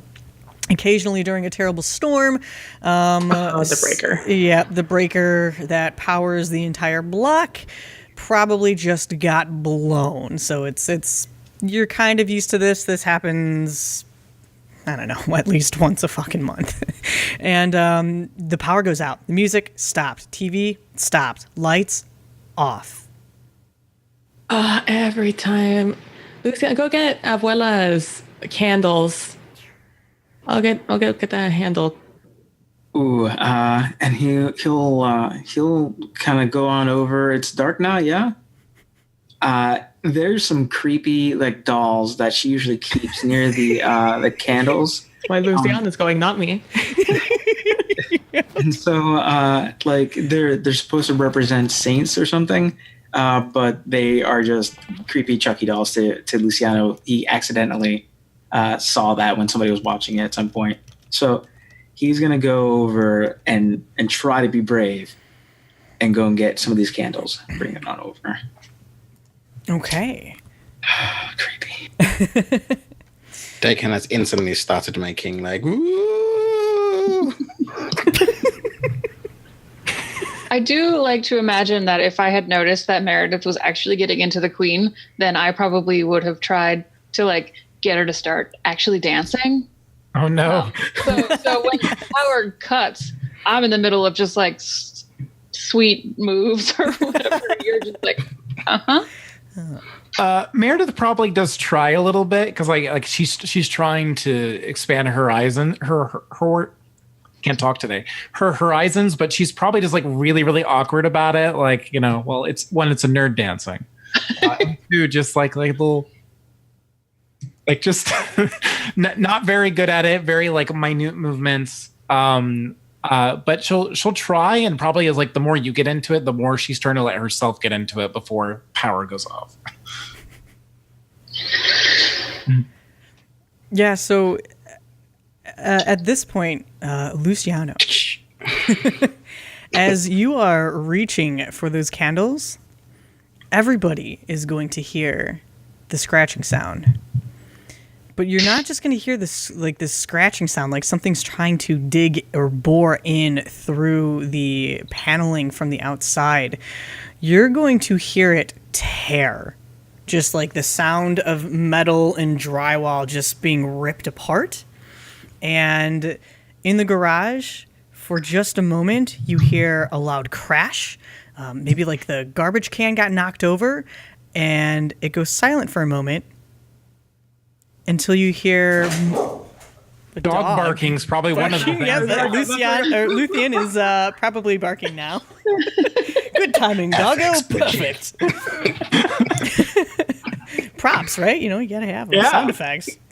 And so you hear after a pause of just like the can kind of like rolling slowly against the concrete floor, more crashing sounds. You have no idea what's going on in your garage, but something is in your garage. Can I look around for anything at all that looks weapon-like or just useful for picking up in my hand and going out to be threatening? Yeah, go ahead and, I mean, it's a house. You can pick up an umbrella, a lamp. Are any of the candles lit yet, or are we still in pitch black? Daequan probably would have like gotten out his like his lighter and just like started lighting some candles. They still have it like just like that though, because they're cool. Yeah. Fuck. And, I'm in the kitchen trying to get some candlesticks, and the moment I hear the crashing in our garage, I go for our broom that is right in our kitchen, like right in the abuela's broom, because you know that one's gonna hurt. Oh, yes, it is. And so I get abuela's broom, like the yellow one with the bristles, like the witch-looking one. I got that one. I'm ready. That's the one. I'm ready. Yeah, I'm gonna take your suggestion of the umbrella, and I'm just gonna whip up an umbrella, and then just march over towards the noise. What's everyone getting there? What's everyone doing? It's just noises, just a storm. Look, and like Daequan will go. It's just a little darkness, a little storm, a little freaky. It's fine. I'm like, Luciano, get behind me. Get behind me, Luciano. Luthien starts to follow the two of you when you're approaching, and then Meredith starts to follow behind her. No, Meredith, stay with them. I'm just gonna go see what the noise is. It'll be fine. Okay. I mean, what if it's a wild animal? I mean, Luciano heard something earlier, and hold the dog. Hold the dog. Okay. And if it's a wild animal, I'm just gonna smack it. It's fine. I'll go take care of this. I'll be the third line of defense. I will be standing in front of you, Mary, and Luciano with abuela's broom, just ready. If anything gets past them, I got them. Luciano tries to make himself like smaller. All right. And on the contrary, I'm going to try to make myself look bigger. I'm going to get up to that door, and I'm going to slam it open. Okay. You just slam the door open, and it's pitch black. There's no light. All the power's still off. Jett, give me a candle. Right. Jett, give me a candle. Shoot. Kids, goddamn it. What's out here? I grab Jett's candle and I just like throw it in. Mm-hmm. Don't throw. It's fine. It'll be fine. I'm sure. See, it's just nothing in there. So you now have a little bit of light that kind of fills. It's like a 1-car garage. You can see some tall mounds of where there's boxes, things where, toys have been stored, clothes, abuelitas, like homemade goods are just kind of like piled all over like a shelf. And as you kind of, do I see any tools? Yeah, there'd be a couple tools hanging across the way, kind of like where there's a little workbench. Could I grab a hammer? Yeah, you take a hammer. All right, now I got a hammer and an umbrella. Upgrade. Dual wielding. Are you all right there, Ashley? Yeah. All right. Yeah. Do you I'm just gonna barge in. Okay. Gonna barge in. So as you enter in, you don't see anything kind of crazy, except there is a noticeable hole of something like broke inwards or burrowed inwards down at the bottom where the concrete meets the drywall. And, the rainwater is just kind of like soaking on the inside. And if you kind of look around, you notice that there a couple shelves that had been on the walls are now on the ground. Wrong campaign, but also kind of right campaign. It's so great. Sorry, I didn't mean to make all that banging sound. I thought I muted myself. So sorry. No, it's fine. That's perfect. I love it. So, so there's just stuff, typical garage items that are just scattered all over the ground. A couple cans of paint have been knocked down and just kind of like splattered all over the place. And you notice that there are like track marks or some type of marking within the paint. If you want to know a little more about that, I'd have you go ahead and roll investigation. Daequan's there as well. Sure. Yeah, you can go ahead and roll 2. There you are. Hey! Whoa! All 3 or no? Oh. Well, we have a success, and we have all of us doing it, or just the 2 of them? Well, yeah, I thought it was Okay, it should just be Daequan and Ashley because they're in the garage. My apologies. Right now. My apologies. No, you're fine. It's such a great. I got confused for a moment because I saw pros. I saw the 3 successes, and I saw pros 3 mind, and I went, well, all 3 successes. Right. No. It's like, oh wait, no, hang on, that's right. Really got happy for a moment. Psych. So yeah, I mean, you just see paint splattered all over the place. Except Ashley, you do notice you can't really you're not like from a hunting family or anything like that, but something went through the paint for sure, and you can see little markings kind of like trailing off in one direction, and then you see multiple like long markings in more directions. Some of them are up the wall. And the garage door is shut, right? The garage door is shut. I'm going to turn back to the kids and say, you said you didn't have pets, right? No, we don't have anything. No. All right. Daequan's maybe like, ah! And just like, kind of like freak out, like, ah, it's got me to the kids. And like freak them out. Daequan. Take a chill pill. Don't freak out the kids. I'll smack you with the Everlast broom. Like, ah! God, get the fuck out! Oh my god, no, fuck, that's not something a kid would know. What the heck? Golly gee. Chill out, man. Oh. What's your damage? Come on. What's your childhood trauma? I look at you and I just like put a cigarette in and I say, life. We definitely heard something. You didn't see anything in there? No, I think some sort of raccoon or something must have got it. A lot bigger than a raccoon. Yeah, what was the there could be big raccoons. I don't know. Sure wasn't your What's bigger dog? than a raccoon around here? No, she's been right here. And she wouldn't make that kind of like mess. Right? and Meredith looks at Luciano, who's just sort of like panting a bit and just like kind of does that doggo grin up at her. I don't know. Was anything We're gonna damaged? get in trouble for this, probably. What's in there? What's broken? Is there anything broken in there? Are our bloodless things okay? I think it's fine. Why don't you come in? I'll grab a handful of candles and I'll Do you have a flashlight? probably in the garage somewhere. Okay. I look around for the flashlight. All right, go ahead and roll investigation. You in this study. Can I assist in looking for the flashlight? For the flashlight? Yeah, go ahead. I'll light some more candles and I'll grab some of the candlesticks and I'll stick them in there. I'm gonna pet the doggo. I'm going to assume investigate's come just on. not your, that's not your jam. I've got 8 dice on it, and I'm still not getting anything. Yeah, That's so rough. you do actually find a flashlight, but it was up on the shelf and it is totally broken. The glass is just the bulb shattered. It's pretty useless. There's some batteries in it.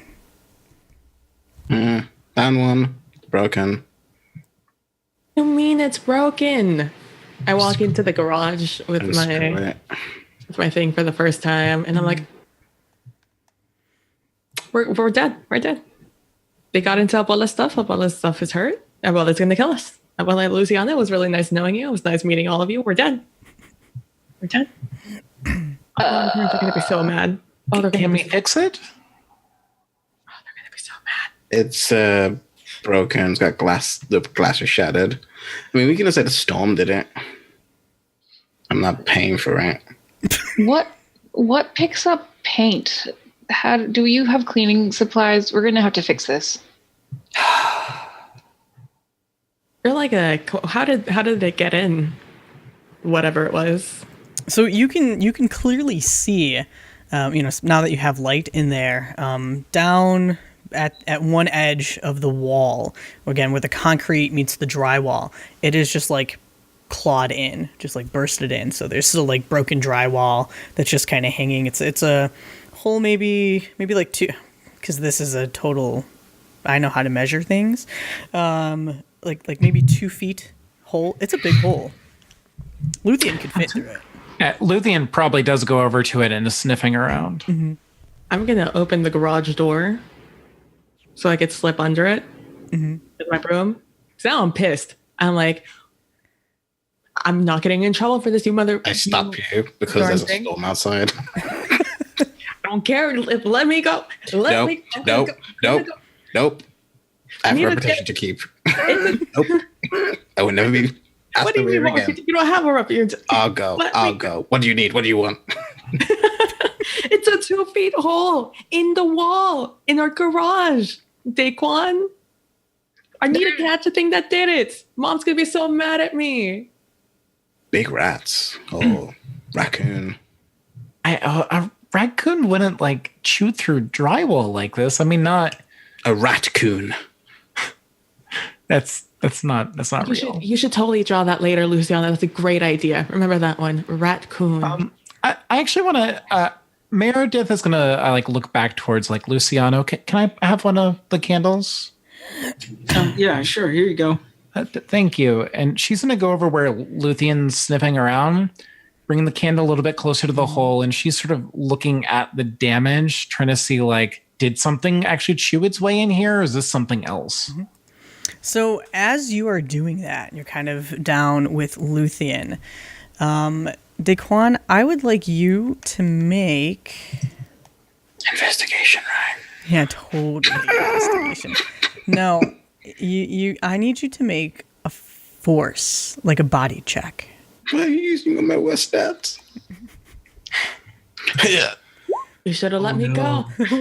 But also add roll 2 more 6s because your jacket is going to come into play. Oh, nice. I think I can just roll the jacket, right? Can I roll the jacket? You should be able to. Jacket, go. Hey! Hey, I did it. Jacket Wait, I comes in rolled 4d6 by mistake. it's the first 2 dis. Yeah, D6. it's the first. You're fine. Okay. You're good. So, as Meredith is kind of crouched down on the ground, Jett is freaking out because they're dead. They're going to die. Everything is trashed. Oh my goodness. You feel something, Daequan, you feel something just land on your shoulder and a really tight pressure on your shoulder. There is something now trying to bite at you, and you can hear a as it falls from the ceiling. But it can't sink its teeth in you because your leather jacket is so tough. Give me a candle. Give me the Daequan, hammer. stop messing around, Daequan. You already did this a bit. Give me a goddamn hammer and a candle. You go can up to her. feel it like slithering all around you now, like just trying to my get at gosh. you. The barking begins again. Yep, Luthien absolutely should be barking at this point. Oh no! I go out with the thing. I go out and what do I see? I'm out there with a wetless broom. So as Daequan is just kind of like freaking out and trying to get this thing off him, you actually see a little bit of trail of the white paint or like the primer, kind of like leaving marks all over his jacket for now. But it is this like, you have no idea, maybe like a giant lizard, gecko, snake thing. I don't even care. You have no idea. It's dark. hitting. It's slimy. You hit it? I hit at Daequan. I'm just like, God, my face. Go ahead and make a body check. Oh, just a straight body force. check. Force. Yeah, this would be a force. Do I hear this scuffle? Oh Or yeah. is the storm too loud? No. You hear this? Especially that broom hitting that leather jacket, man. Yeah. That makes the most noise. That broom, when it hits, has a very distinctive sound. Yeah. It sends more shivers down your spine than the unknown. Understood. So I'm gonna rush out with the hammer and the umbrella as well. okay. You just So see. you see Jett Daequan, no. smacking Daequan with this broom. And you do manage to kind of like swing it, and almost like a great baseball stance, really. You whack it and it just goes flying across the room, slams into the wall, screeches a bit, but slithers down and then shrivels. What was that? Where did that come from? It was that inside. I don't know. And I run over and I was like going to like stomping on it, like die. So What is it? I being not super observant, I just saw her smacking them. So I drop the umbrella with the one hand and I grab her by the back of the jacket and pull her away. Like, he's not that annoying. Cut it out. I mean, debatable. They're not that annoying. Yeah. Are you okay? Everyone out of the garage right now. What was that? Oh, I the turn house is- around That was out what? of the garage right now. Okay. Now, real quick, Luciano, I'm going to go with your fancy investigation roll that you had before, because you're kind of sticking back, right? Kind of away from everybody, but paying attention and kind of looking around. Yeah, super paranoid. So you look up and you see in the dim candlelight, there's paint streaks across the ceiling and maybe 4 or 5 more of these like foot-long, slithery, greasy-looking eel lizard things. Oh no. And I'll say, Jett, look out. There's more of them. And I point up. Get out. Go out the room. Get out the room. I'm holding very menacingly as I back out of the room. Do I notice these things finally? Yeah, now that he's said something. Okay, I let go of Jett. Yeah. Thanks. I'm going to follow the instructions I've been given. I'm going to start running back into the house. Nice. It looks so slimy. Slimy, you said? Yeah, very, very like wet, viscous. Ew. That would probably be the better word for that. Stop looking at them. Just get out of the garage. Get out of the garage. I go and I make sure everyone's like ushering out. I make sure I'm like the last one to leave. And as I run out of like the garage, I drop my lighter. I go, oh shit! I open the garage again and I get it back and I close the door again. So as you're going to close the door, though, just you hear, and they fall from the ceiling and start squealing at you, and you slam the door shut.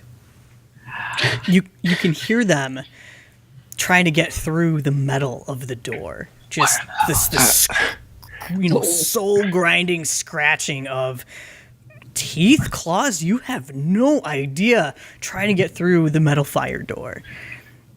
What the fuck are those things? Luthion's barking has been replaced by just a steady growl. She did follow everybody back into the house, but she's like right by that door, just like boring, like just staring it down right now. Luthien. I've never seen those animals before. Oh, this is like alien. I go to the kitchen. I grab some of the sage from sage, and I'm like, light it on fire. Light it on fire. Put fire on it. I'm just gonna. Dios mío. What are you doing? Speak up. Sanctifying the house. I've seen Abuela do it. I mean, this isn't normal. Get out. They can kind of like gets their composure, they mess with their hair. Okay, 2 questions. What the fuck was that? 2, is my jacket all right? Yeah, it's fine. It's fine. You can't see it in the light without light. No, it's That's fine. a lot of What? paint. No. Oh no, really? The white paint actually looks really cool though against the bright red and the rhinestones. Like it actually looks like it's. It looks kind of like. It looks like. Remember when we were talking to us about the rock scene in England? Sort of like that. Sort of. It looks. You're getting that look. Okay. So does the door to the garage open out into the garage or into the kitchen? How does it open? It opens into the kitchen. Okay. So if you're coming from the garage going into the kitchen, you're pushing the door into the kitchen. Okay, so I'm just going to stand there. I've shifted the hammer to my right hand, and I'm just holding the door shut. Yeah, Daequan's there as well. It's like has like back, like closing it. Okay, so if the door swings open into the kitchen, Meredith is gonna find a chair and drag it over. Here, use this. Okay. Like brace it. Jam it under. Lucio is a little bit drawn to these things. Since he's drawn to anything that's different or strange, and the sheen of the, how viscous it was and how weird it was. He immediately goes to his drawing pad as these guys are making like preparations to like save his life or whatever, and he's like trying to get down as much of this thing as he can. That's odd. That's so perfect. Okay. Jett, can you go check the front door and make sure it's locked? A kid whose name I've already forgotten. Are there other doors? There's the front door. Do we have a patio door or something? Probably have a patio door. There's the patio door. Okay. I'm going to go look for that to make sure that it's shut and locked and secure. I make sure that the front door has all 1,000 locks done up. Let me go with you. I'll show you. Cool. I'm gonna get a thick, because it's a kid's thing, right? So it's not knives, but I have like a big thick meat tenderizer. Yes. Totally practical in combat. Meredith does the thing that's just not going to work, but has to be done anyway. She goes over to the phone on the kitchen wall, picks it up, goes to check it, and only hears the service tone, Yeah. and then goes ahead and just puts it back. So I'll run. No, go ahead. I was just looks dejectedly at the ground after you hang it up. It's like, oh. And she just shakes her head when you look her way. Now, Luthien, who is still at the door, kind of having a little bark off with the creatures, just trying to, dig under, and the creatures you can hear just slamming against the door, repeatedly. Luthien is still barking, but their noise ceases. And for a couple moments, you kind of have this mixed sense of hope, but you've also kind of watched some scary movies before, so there's also that little hint of dread. And you start hearing... go ahead. Well, that's when I think it occurs to Meredith. So, she looks over when, she realizes the sound stopped and sees a metal door, but then her eyes look over at, the wall beside the metal door. That's just plaster and stuff, right? Drywall. It's not a... Yep. We have a problem. We have a problem. They don't have to come through the door. They don't have to come through the door. And as you say that, you can start hearing the drywall now. The noise has shifted over a foot or two, just tearing through the drywall. Upstairs. There's no upstairs. It's the one floor. Oh right, yeah, there's no upstairs. Damn it. It's a rant. It's only Is there a basement or like a crawl spacey? I don't know how Chicago works. Do you guys have basements in Chicago? Sometimes. Would Probably you like a not, basement? You could have a basement. You can have a crawl We don't- space. You can have a little attic. Whatever you want. Need one. I was just making sure there wasn't also a basement door we had to deal with. But That's cool. One story. Regular. That's all you got. You see, that's all she wrote. So does Luciano and Ashley realize that they're coming through the drywall now? You can hear it, and especially because Meredith pointed out that they don't have to come through the door. Yep, they're gonna come through the wall. You definitely can figure that out. Okay. They can only come through right there, though. We could just leave them. We just smack them out. It was so easy. I hit that thing one time and it was gone. What if we just like hit that one area and like as they come through, we'll just like smack them? What if we do that? Like playing whack-a-mole. Yeah, exactly. Except with only one hole. You don't even have to guess. It's right there. They don't have to only make one hole. I mean, I could really hope so. Really hope. all right, I'm gonna try to be, real cool, and I'm gonna step in front of Luciano, and I've still got that hammer, and I'm trying to be all protective So at this point. when I was like examining these things, like taking a look at them, would I have noticed maybe anything that like calls out to me, like what maybe a weakness of theirs would be, or an advantage of those things would be? From what you could gather when you had noticed them, both from the ceiling and on Daequan, they're about a foot long apiece. They almost look like a land eel or a tadpole or something that still has its legs. So it's got 4 limbs. Not really scaly. It seemed to be very smooth. Again, incredibly viscous, like a dark black or dark brown in color. No real identifying marks, except when its mouth opens, it's bright yellow inside, and it's just lined with teeth. It's just like the mud skipper from hell or something. I was thinking like a salamander or something. Just a Daequan's gonna go like, oh, and they're gonna go to Jett. Jett, where's your hairspray? To my room. Oh, in the bathroom. It's in the bathroom. Right. This is a bad idea. This is a bad idea. They're gonna run off to the back. Don't you dare set my house on fire, Daequan. Don't you do it. Do it. It's gonna they're gonna grab there's like a hairspray. I remember like a backup one. Pull it in like the pocket, and then they're gonna run out. They're gonna shake it like a lot, and stand next to Ashley, and like flip open the. That is an outside. That's an outside. flip outside open toy. the lighter, and we were like, okay, get behind us. Do not make me hit you with this broom. So explain to me how you all are set up right now. You're kind of crowded in the kitchen, and you know that these things are going to start coming through the wall. So tell me where you guys are positioned, how you're ready. I feel like I'm standing next to Daequan, but sort of behind a little bit. But I've got the hammer positioned, and I'm trying to shield the little ones. Yeah.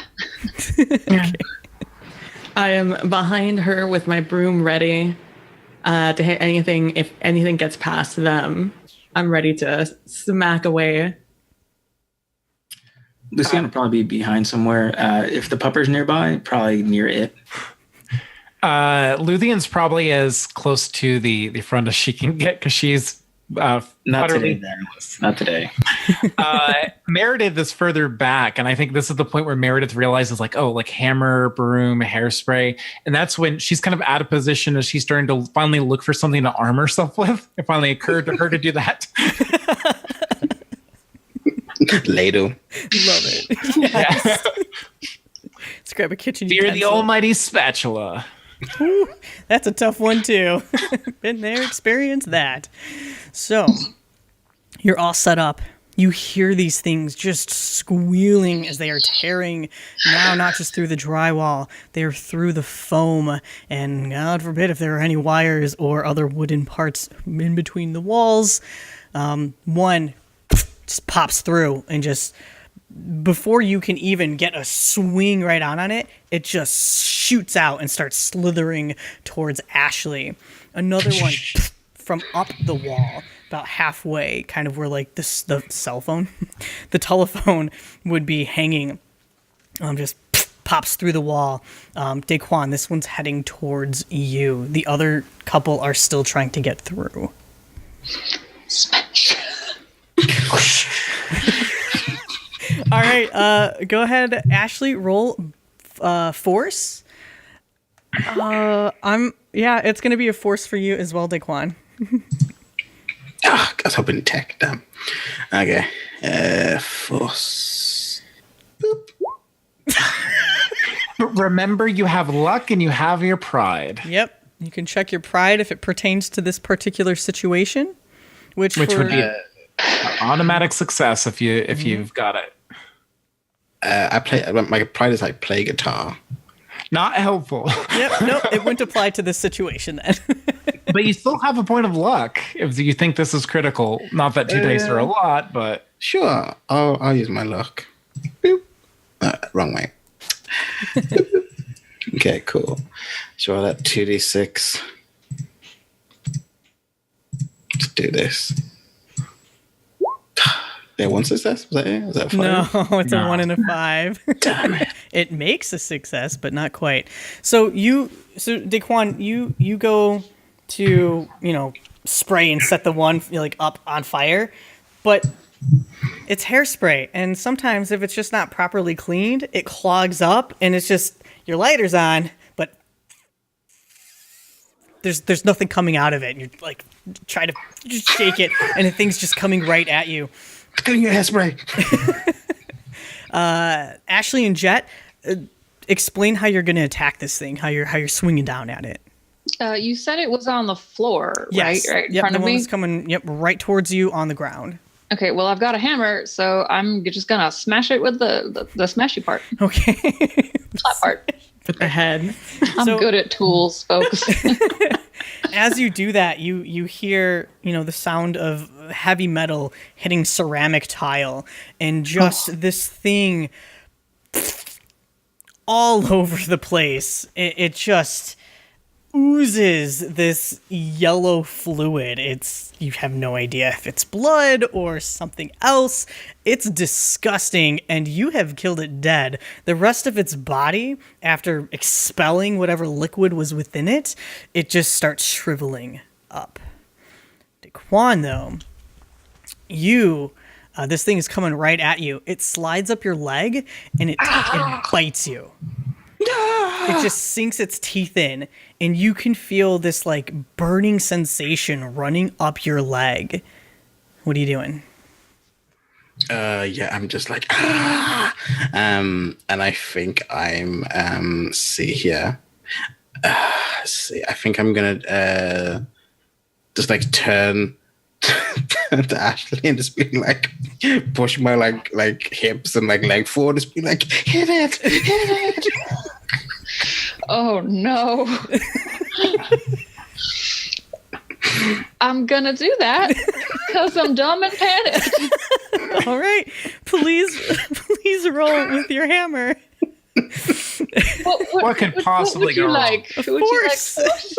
This would be a force. Oh, good. That's what you like to see. Perfect. Oh gosh. So go ahead and explain how you hit this thing. You've seen what happens when you just like smash it.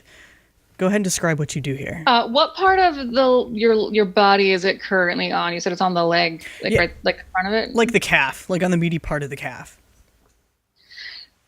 I am just going to smack directly at it so that it impacts with their leg, hoping that the bone behind there is enough of a surface to smack.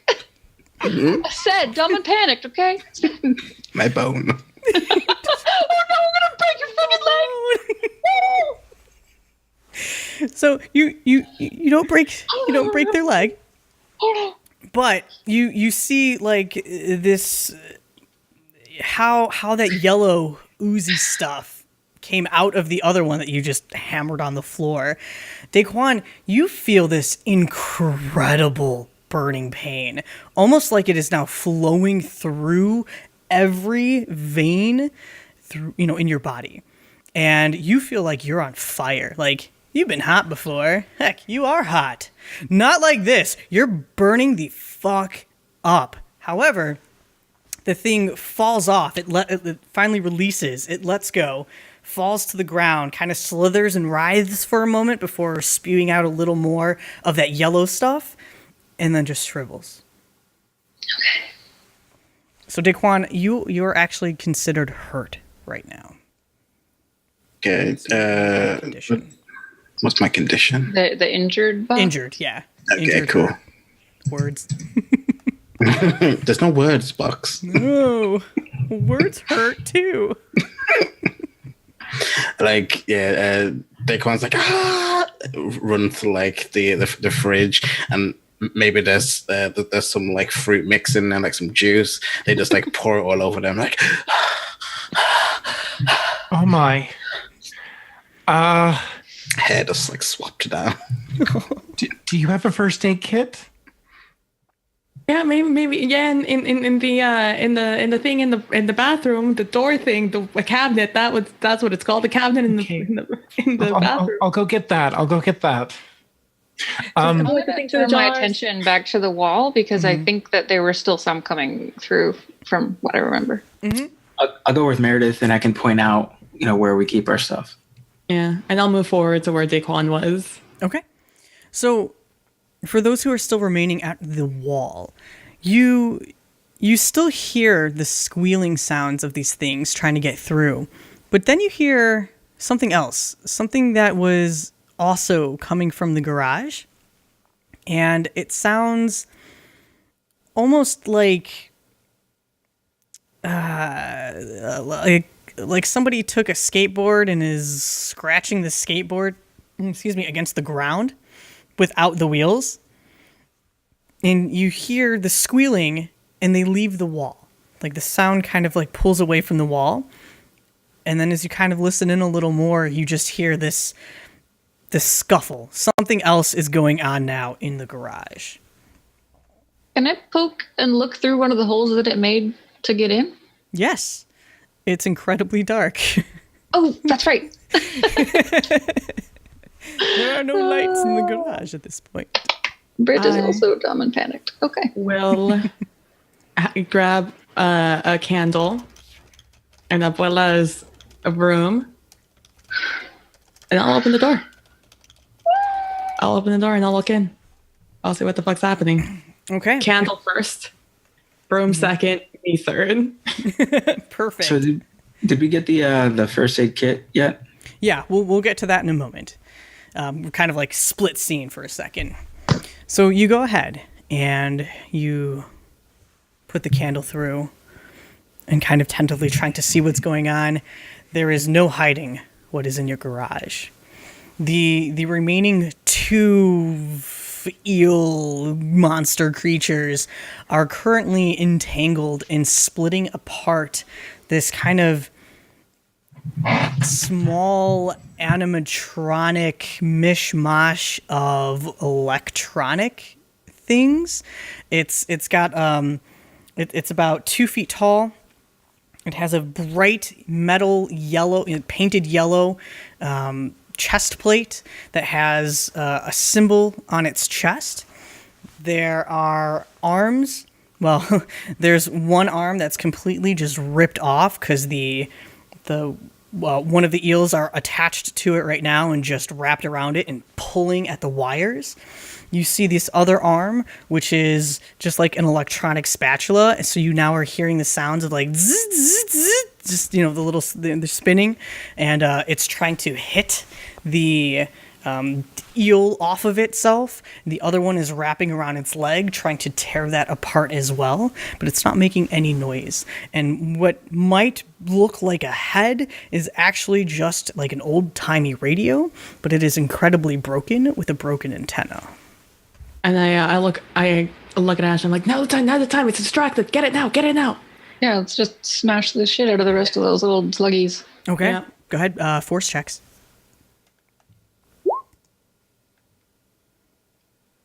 Awesome. Ooh. That's okay.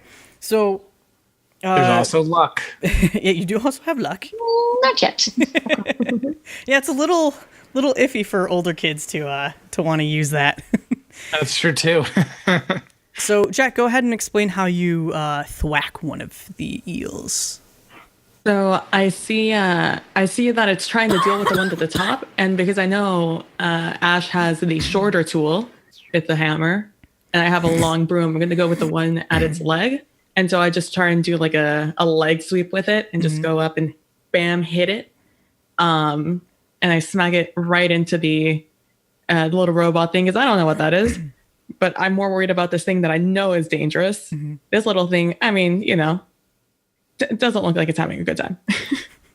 Yeah, so you slam Abuela's broom right into it, and just that yellow ooze kind of pulls out of it, and it releases the wires that it was tearing from the leg of this animatron, and falls to the ground, shriveled. There's still one more that is now just completely ripped the arm off of the thing and is going for the neck area, trying to pull at wires. And this little animatron is just, with the remaining spatula hands, just trying to swat it away and get it off it. Here we go for the second round, Ash and I? Yep. All right, I'll let you go first, and then I'll go in second. Okay. Yes. Nice. All right, go ahead and explain how you kill this one. I was hoping if we could both. Can I have Jett also go just to see if we could? Yes. Yep. Okay. What I want to do is smack it with the hammer off the devicey thing onto the floor so that Jett can. Heck yeah. Awesome teamwork. So you do just that. Baseball bat it off the thing. 1, 2. And as it goes flying, it kind of like pulls some wires with it, lands on the floor, and just Jett, done, toast. Yellow oozy splatter all over the place, and then it shrivels. I'll say, not in my house. So that's what I say. So now we're going to pause for a moment and go back inside the house. Luciano and Meredith, you are frantically looking for a first aid kit of any type to help Daequan. All right. So Luciano would point to like the medicine cabinet right above, the sink. And it's tough for him to reach, but he says, it should be right there. Should be. Okay. Meredith probably isn't much taller than Luciano, even in spite of the age difference. So she's going to opens up the medicine cabinet and sort of will climb up a bit onto the sink. Yeah. So she can try to reach, fumble around in the little bit of candlelight, looking for this kit. So the question is it there? It is. You are able to find a first aid kit. Now, it's not quite the first aid kit that you might be used to. This is an abuelita first aid kit. So there's some unique items, to say the least, in there. No Band-Aids, definitely some cloths, some oils, other type of little serums. For some reason, a mortar and pestle. Yeah, just dried herbs, in little neat little baggies. It smells sometimes good. If you put your nose a little closer to it, there's something a little foul.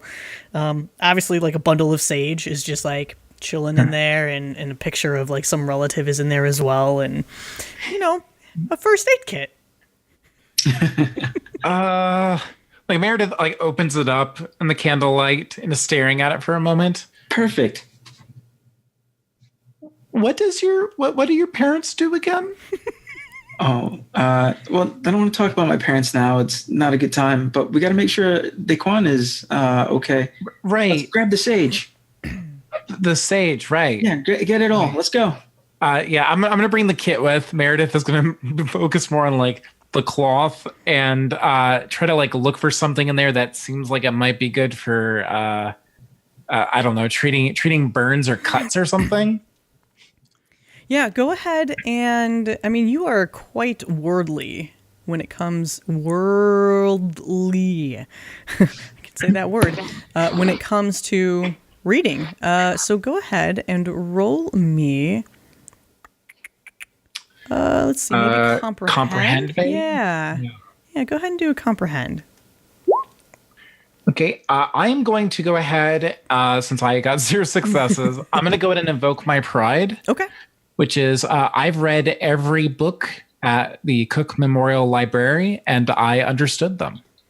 You did. So 1 success. So fantastic. So again, for our awesome folks hanging out and chat with us today, Pride is actually a mechanic in the game, and you can check it, which will automatically grant you a success in an otherwise failed moment. This is something that your character is obviously proud about, and something that they are known for, and they are skilled with, and just absolutely self-assured that they will be successful regarding their pride, no matter what.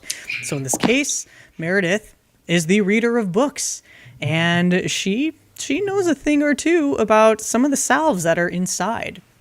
And one of them is like an oil, and you're like, oh wait, Coconut oil. Sure, you can go with coconut oil, and you recognize it by popping it open, kind of smelling it a bit, even just like the color on its own, and you know exactly what to do with that. Daequan, come over here. Or can you walk? Can he?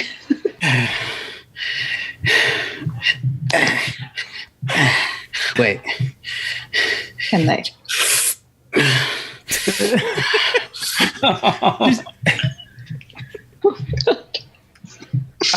We have something that should help. Just have a seat.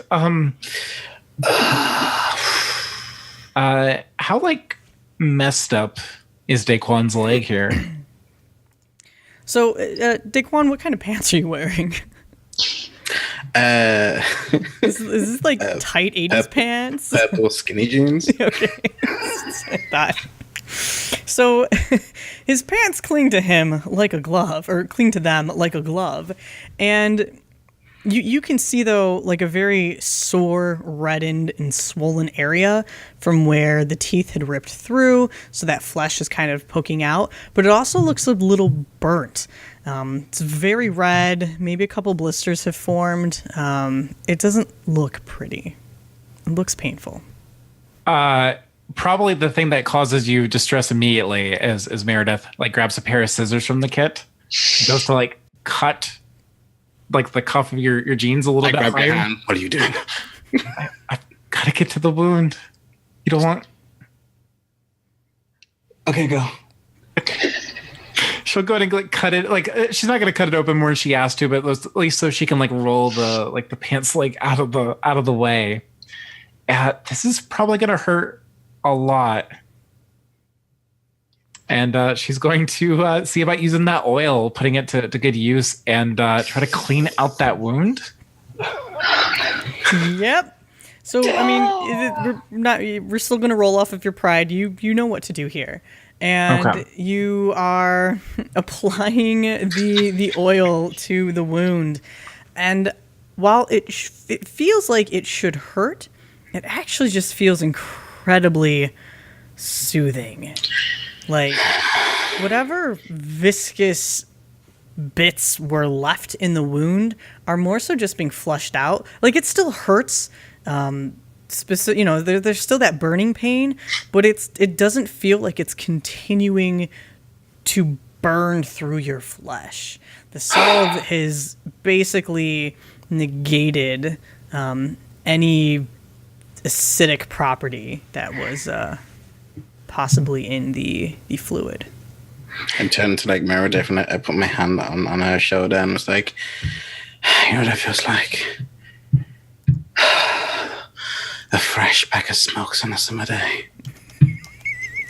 I have no idea what that's like. Is that good? It's good. It's good. Okay. It's good. Okay. I'm just gonna bandage it up now. Just need to look at it again later. So as you're bandaging him, or as you're bandaging them, we'll go ahead and kind of merge the two scenes back together. So Ashley and Jett in the garage, you now are standing before this 2-foot robot thing? I don't know. Hello? All right, can I? And I like start like tentatively poking it in its head bit. It I feel like instinctually backs away. It swats at your hand and kind of like limps back. Oh, sorry, my dude. That didn't. Like, you're much more human like that. I was really expecting. It's a little jarring. Do you know anything about Robots Guy? I know nothing. I know nothing about this. Are we in the room able to respond?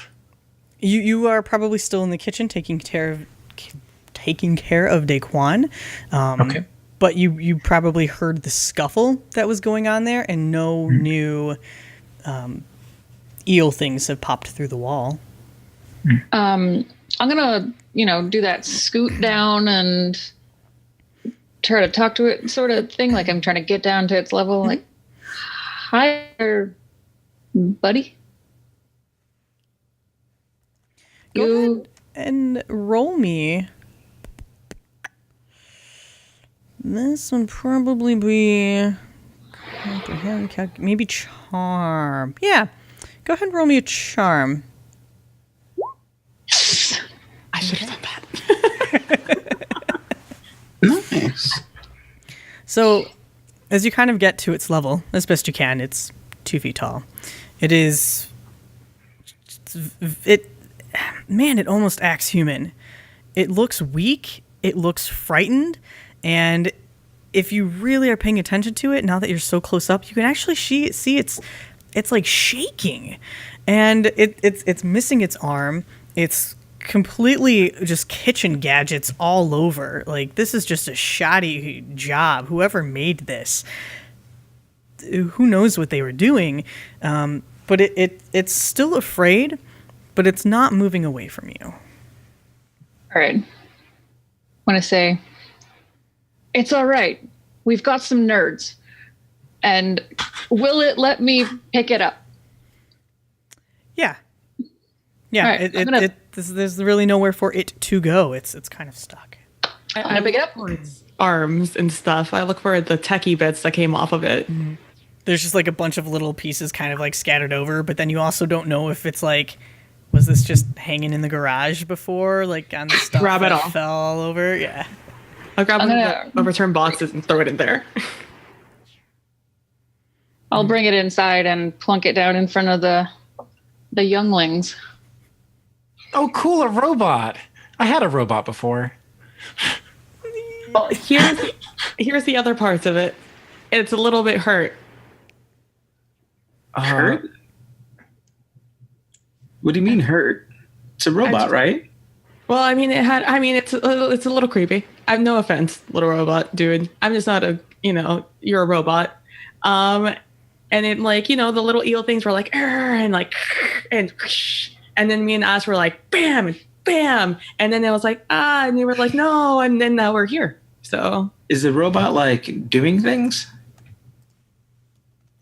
So it's, as you kind of like set it down, seeing that there are now more people, it actually kind of backs over towards you, Ashley, and just kind of like almost like a child would kind of back, like, nope, it looks afraid. Well, and right now it seems to trust you. Can I try to empathize with this thing, since it seems like it's trying to make itself small, like Luciano does? Yeah. Go ahead and before you roll, explain what you'll be doing with that. So I'm looking at it, and I'm getting like I'm hoping to get some insight, because it's acting the way that Luciano would act when those bullies are around.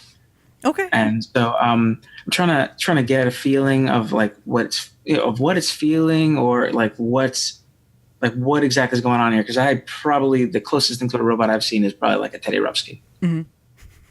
It's a little bigger than that, but yeah. Yeah. Yeah, please go ahead and roll empathize. Okay. How did I do? Fantastic. Game, Red. Like this is your game. So, All right. so the cool thing about empathize, it acts very similar to investigate. So you are able to ask 2 questions. There on that list again, there's some things that you can ask, but you've kind of already asked, like, what is it feeling? Yeah. So we'll Okay, kind so of yeah, go I with see it. that, because that's what you're looking for. What does it feel, and what does it want? Okay. So as you kind of are watching its behavior and how it's responding with Ashley, you kind of you understand that it's afraid. It is very hurt. It's physically trembling, like a little, like it's just vibrating, and you get the sense that it wants to be able to say something, because it's trying to move its arms, like just trying to communicate in some way, but because it doesn't have the right parts, it can't express anything but fear right now. I have a question, game mechanic wise. Yeah. I have no dice in any tech stuff. Am I able to roll? Do you need dice in order to, like, or can I get luck? Can I use like a luck or something? How does that work? Well, luck, Well, you'd have to have dice. Okay. Well, keep in mind, your pride comes into play. That's 1 guaranteed success. So even if your attack is like 1, No, that wouldn't work for me for sure. oh, Well, you should have what? Let me pull up your stats. You should have a minimum of 1. You should have a right? minimum of 1. See, I have 10, right? 10. You have 10 to begin with. I'm 10 years old. Yes. Right? So you have as many as your Pull up your age, sheet. a maximum of 3. Right. So that's for skills, but your attributes are what you add your skills to. You have 1. You have 1 in cool. tech and 1 in heart. So All you right. can absolutely go ahead. And are you trying to? Yeah, I want comprehend? to try to. I want to try to like it's trying to move or whatever, trying to talk. Like, can I like try to take a widget and put it in this like put the round peg in the round hole? Hopefully, it can not mess it up. could Meredith maybe try to help, like, coach, like maybe assist from the sidelines, like sees what Luciano's trying to do and try to help, like maybe like, put it in this way, or maybe you need to connect that wire. Yeah, Like that? this would end up being a tinker check. So why don't you both go ahead and roll tinker? Tinker. I'm going to use my luck. Okay, I guess not. Don't need to. Okay. No, you still could if you want. Sure, I'll use a luck. Why not? That's the nice thing about being 10 years old. Yeah, You've you got a have lot of 5 points of luck. Oh god. Can I roll again, or am I done? Yeah, you could roll again if you want. Sure. Last one. I'm done here. Oh no. Over. The 1 die is not I cooperating. can talk to the robot. I can't fix it. Sorry. Well, now Meredith can't talk to the robot or herself, but she can fix it. So maybe it's like she's helping to. She's not getting close to it because this thing seems very skittish. But maybe she's helping to like coach you through it. Okay. That makes sense. Like, I can't get it. Help. So Meredith, you kind of you've actually had experiences with robots before. Not this kind before. Not but. of this kind, definitely a little different. Now, you know how to work a radio. You've read books about radios, and from what Luciano's been kind of expressing to everybody, you notice that, I mean, the antenna is just completely bent. It is broken, but they're not really difficult to replace. I have an idea. That's when she'll go over to like the stereo or radio or something in here, like try to find something with an antenna and go ahead and see about taking that. Mm-hmm. And then Incidentally, I'm like petting it because I don't know what else to do. Yeah, it is robot. loving you. It is just very comforted by you right now. Meredith will go ahead and like bring back over like the antenna and like pass it very like slowly and cautiously towards Luciano. fix its antenna. See if that helps. Maybe it'll be able to talk then. Okay. I'll go ahead and I'll take it. And I'm sorry. I don't mean to hurt you. And just try to be nice to it. Okay. Go ahead and roll charm with it, because it's kind of like reaching out with Ashley. Oh my god. Okay, let's do that. Charm.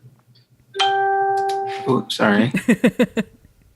Okay, so you've kind of been approaching it in this very gentle way, and it's getting a little more used to everybody. Nobody has tried to attack it, and it lets you pick it up, kind of turning its radio head to Ashley for a moment before kind of looking up to you.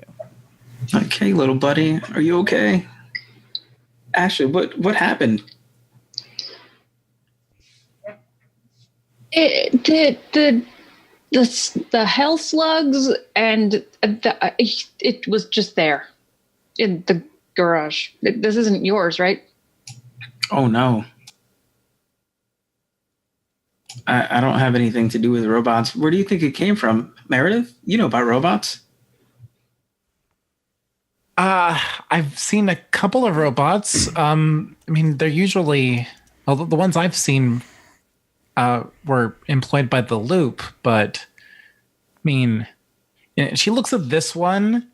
Does it have any like labels or markings on it? It does. The chest plate that seems like the only original aspect of the little robot creature itself is bright yellow, and it has a symbol across it. Daequan, you'd recognize this symbol anywhere. That's a Rick Synergy emblem. Your parents work for Rick Synergy. That's Rick Synergy. It's where my rents live. That would make sense. But this is kind of odd. I mean, it's really tiny. I don't know what... Like, it has a spatula for an arm. What kind of robot? Wait, hold on. If it's from them, patrol? there could be some kind of readout. And I'm like, Daequan's going to hop over and like, they're going to try and see if there's any kind of like readout, if there's any kind of data where it might be storing some kind of like feed where it's like its activities, what it's supposed to be doing, just like looking to see if there's any kind of like informational messaging on the inside. Okay, go ahead and roll me comprehend. This will be a comprehend thing. Or calculate, figure out robots. I have like program. I'm kind of like, would that work? Program, create, manipulate computer. That's if you're actively like plugging into it, like hacking type stuff. This one I would say either go calculate, because it allows you to figure out robots, machines, ships, cyborgs, technology, or I'd even let you do like comprehend to understand. Have a little. I'll do calculate. You do calculate. Okay. 1. Nice. So, yeah, you kind of like reach out to it, and it kind of is backing a little bit from you and kind of clinging a bit to Luciano now. And as it kind of turns, you can see that there is definitely a couple ports along the shoulder that's been ripped out. And if you wanted to plug in and really get nitty gritty with it, you'd absolutely be able to see what the prime directives are. There's a port here. Hold on. Where's my bag? And I'm gonna go over to my bag. And in it, if you'll allow me, there is like a kind of like a retrofitted, like almost like calculator / speaking spell, which is just what I'm using to just like, if when I like hacking, do something like, just for fun. Mm-hmm. That is the coolest thing I've ever seen. Yeah, don't tell anyone, right? Jeez. No, I won't. I'm nerd or something. How to make one? Where to get one? I mean, I didn't make it. I kind of just like found it and stuck 2 things together. I got someone else to do it for me. I just know how to use it, really. Still cool. Thank you. Yes, if you want to go ahead and roll a tinker, because now you'll be plugging in and getting some of that data. I thought it was programmed to hack into it and stuff. What was a program? Let me read that. Program. Create, manipulate. Oh, yeah, go ahead. Cool. Yay! Excellent. So you explain how what this looks like. Yeah, so I think there's a lot of duct tape. It's not nicely done at all. And there are just like one black wire, one red wire. And Daequan is kind of like looks into like the mangled mess and just kind of like puts in like the red wire, and like he goes to they go to put in like the black wire, and you hear like a zip coming from like the robot, and it freaks out. I'm like, wrong port. Hold on. Okay. And then it's just like 5 A B C and like Oh my God. Memories. It's too real right there. It's too real. I just gotta put in the password, and it spells out my parents suck. Okay, cool. I love it. So as you're kind of just typing along now and letting the data pull from the robot creature, you start getting back in the speech in all capital letters where it reads out. It just says save Sal, save Sal, save Sal. It just repeats it over and over. That mean? Save Sal. Do we know a Sal? Who's Sal? Are you Sal? Save Sal, save Sal, save Sal.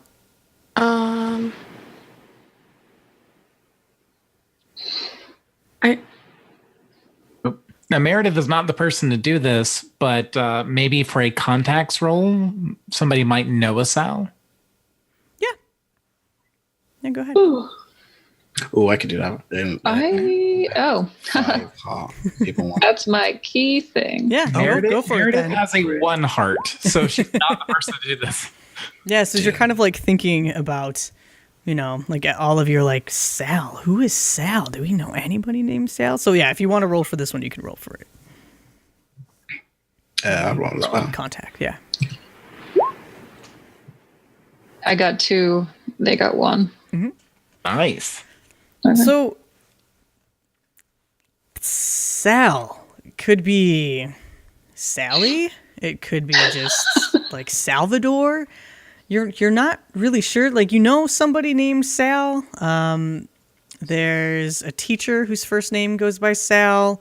There is a Salvador who is like a real estate agent, and their signs are all over the place. You can't quite pick. Like, you know people with this name, but you've never known anybody to be in trouble with it. Is Sal, I don't know, maybe like an acronym? Like, is it SAL instead of Sal? Yeah, when it's typed out, it's just SAVE space SAL. Has Meredith ever heard of an acronym for SAL before? Go ahead and roll. Investigate. This is kind of like a puzzle. 2 successes. Okay, fantastic. Sherlock Holmes. Well, that was all Jett's suggestion. They got Meredith's mind working. So you've well, go ahead and ask your questions. Hold on, let me open up my book, because I actually have my PDF ready for this stuff. Where are you? Investigate. All right.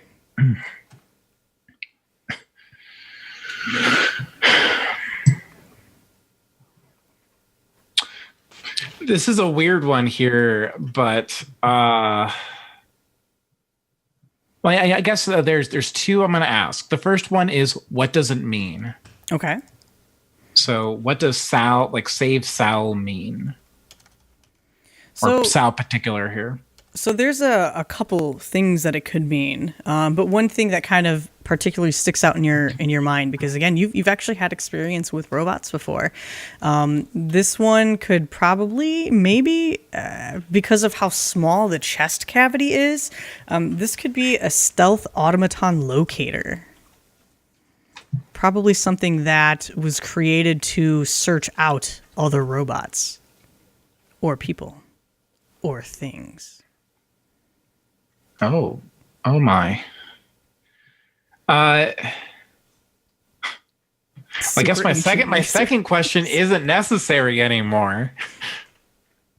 So I guess instead I'm gonna ask, what is hidden here, and where is it? What do you mean by hidden? Like, that's what investigate gives me as like a question. well, I think here it's the more, questions a bit. Maybe making a connection in this case, either between like maybe this thing or the weird eel creatures, or like where this thing came from. Like maybe there's some detail about it we've missed thus far.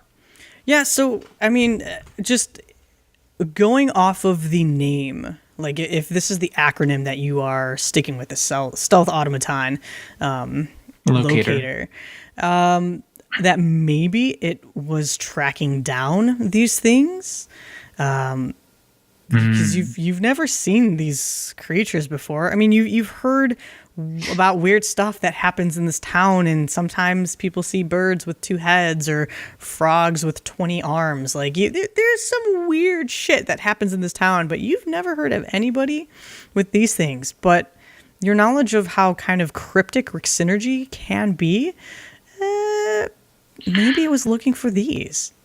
Maybe it got overwhelmed. As Meredith thinks about all this, she will voice to the group, stealth automaton locator. This could be like a tracker robot for the things that, try to eat us. Does that ping anything for me when I hear the name? Go ahead and roll.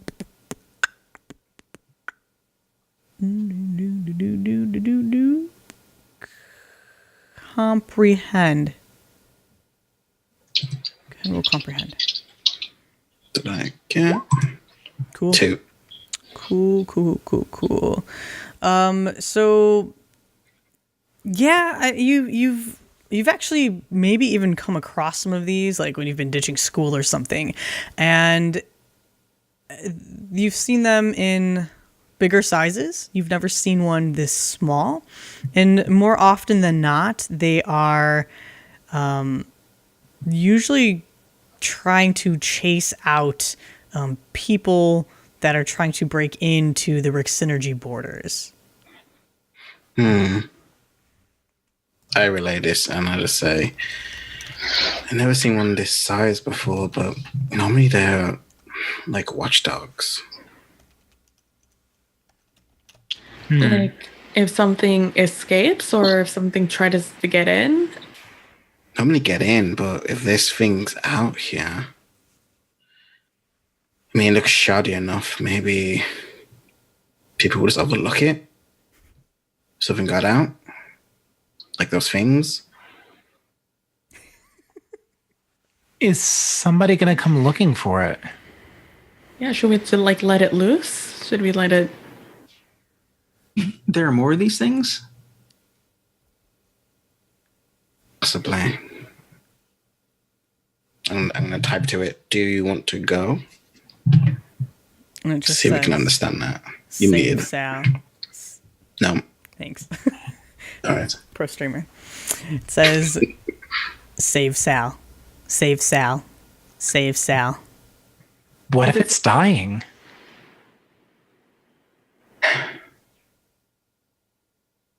Can we ask where Sal is?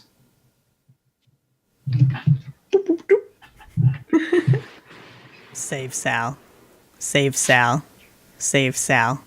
Is it still storming out? Yeah, it's still storming. This thing's Okay. broken.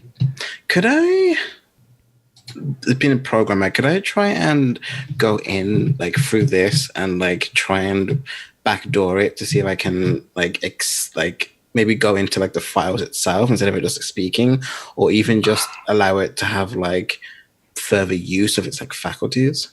Yeah. Yeah, go ahead, do program. For sure. Nice. Strong. One. Perfect. Hey, that's all you need. You just need one success. That's why I love it. Did it, Mom? Yeah. Are you proud of me yet? Papa. So, as you are kind of like programming on your rinky-dink programming tool, your pro hacker tool,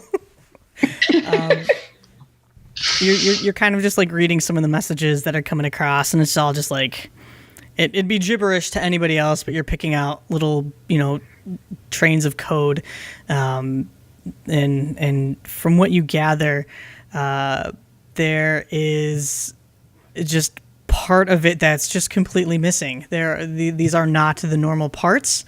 Anytime it's trying to communicate properly, you could see that it's being routed, rerouted and rerouted and rerouted and rerouted in just like an eternal error. Can I fix it? You could certainly try.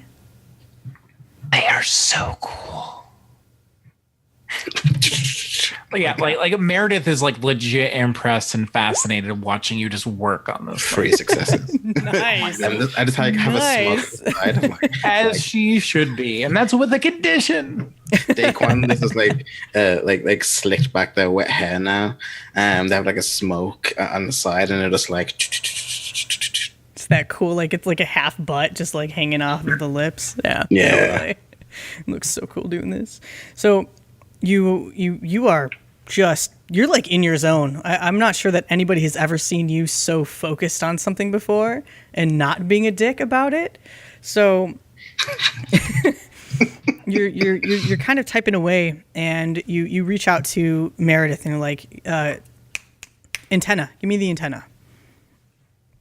You know, after reading this, that whatever parts that are there aren't communicating with the core, but that the thing could probably still communicate if its head was fixed.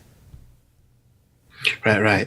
Okay. Yeah, it's not like receiving things properly, and I'm like jostling it about, probably not like being gingerly with it. Okay. Okay. This needs to be fixed. I'm good at breaking stuff. I'm going on this programming roll. You rolled a 3. Okay. Cool. Yeah. So No. You're in the zone right now. okay. Yeah. So I pull it between my lips, get out some like duct tape as I always have, like just like crack it open a bit, like slide it in there, like wrap it around, like do some more tapping. You see like a spark come out from like the head chip. It's supposed to do that, I think. And I just like tap it a few times. So you end up replacing the antenna with like a tremendous amount of duct tape, and it's kind of like where the FM portion is, so you could see like the FM AM channels, and where you'd like scroll to pick what station you're listening to. No, we lost one. Meredith dropped. Meredith. That's okay. We're close to ending anyway, so we're good. We're good. Just keep going. So the duct tape, you kind of have to adjust it every so often, and as you are moving it around and kind of helping spin the FM stations a bit, you are now seeing it light up a little bit, and you are hearing like finally listening to static coming from the thing. And as you are scrolling through the channels, you no longer have control over those channels. It starts just scrolling back and forth itself. Almost like, have you ever heard of like those spirit boxes? Where it's just like flipping through like 10,000 frequencies in a course of a second. You now start hearing like, and every so often you start hearing a word like, thank you for helping me. And it's just like these scattered voices from like a song or, you know, some talk show or a commercial that maybe you're actually familiar with, and hearing that 1 second jingle in the background, you're like, oh my goodness, I know what that's from, but oh my God, is this thing forming sentences now? Oh. Fuck. What, can you ask the questions now? Will I answer questions now? I rock.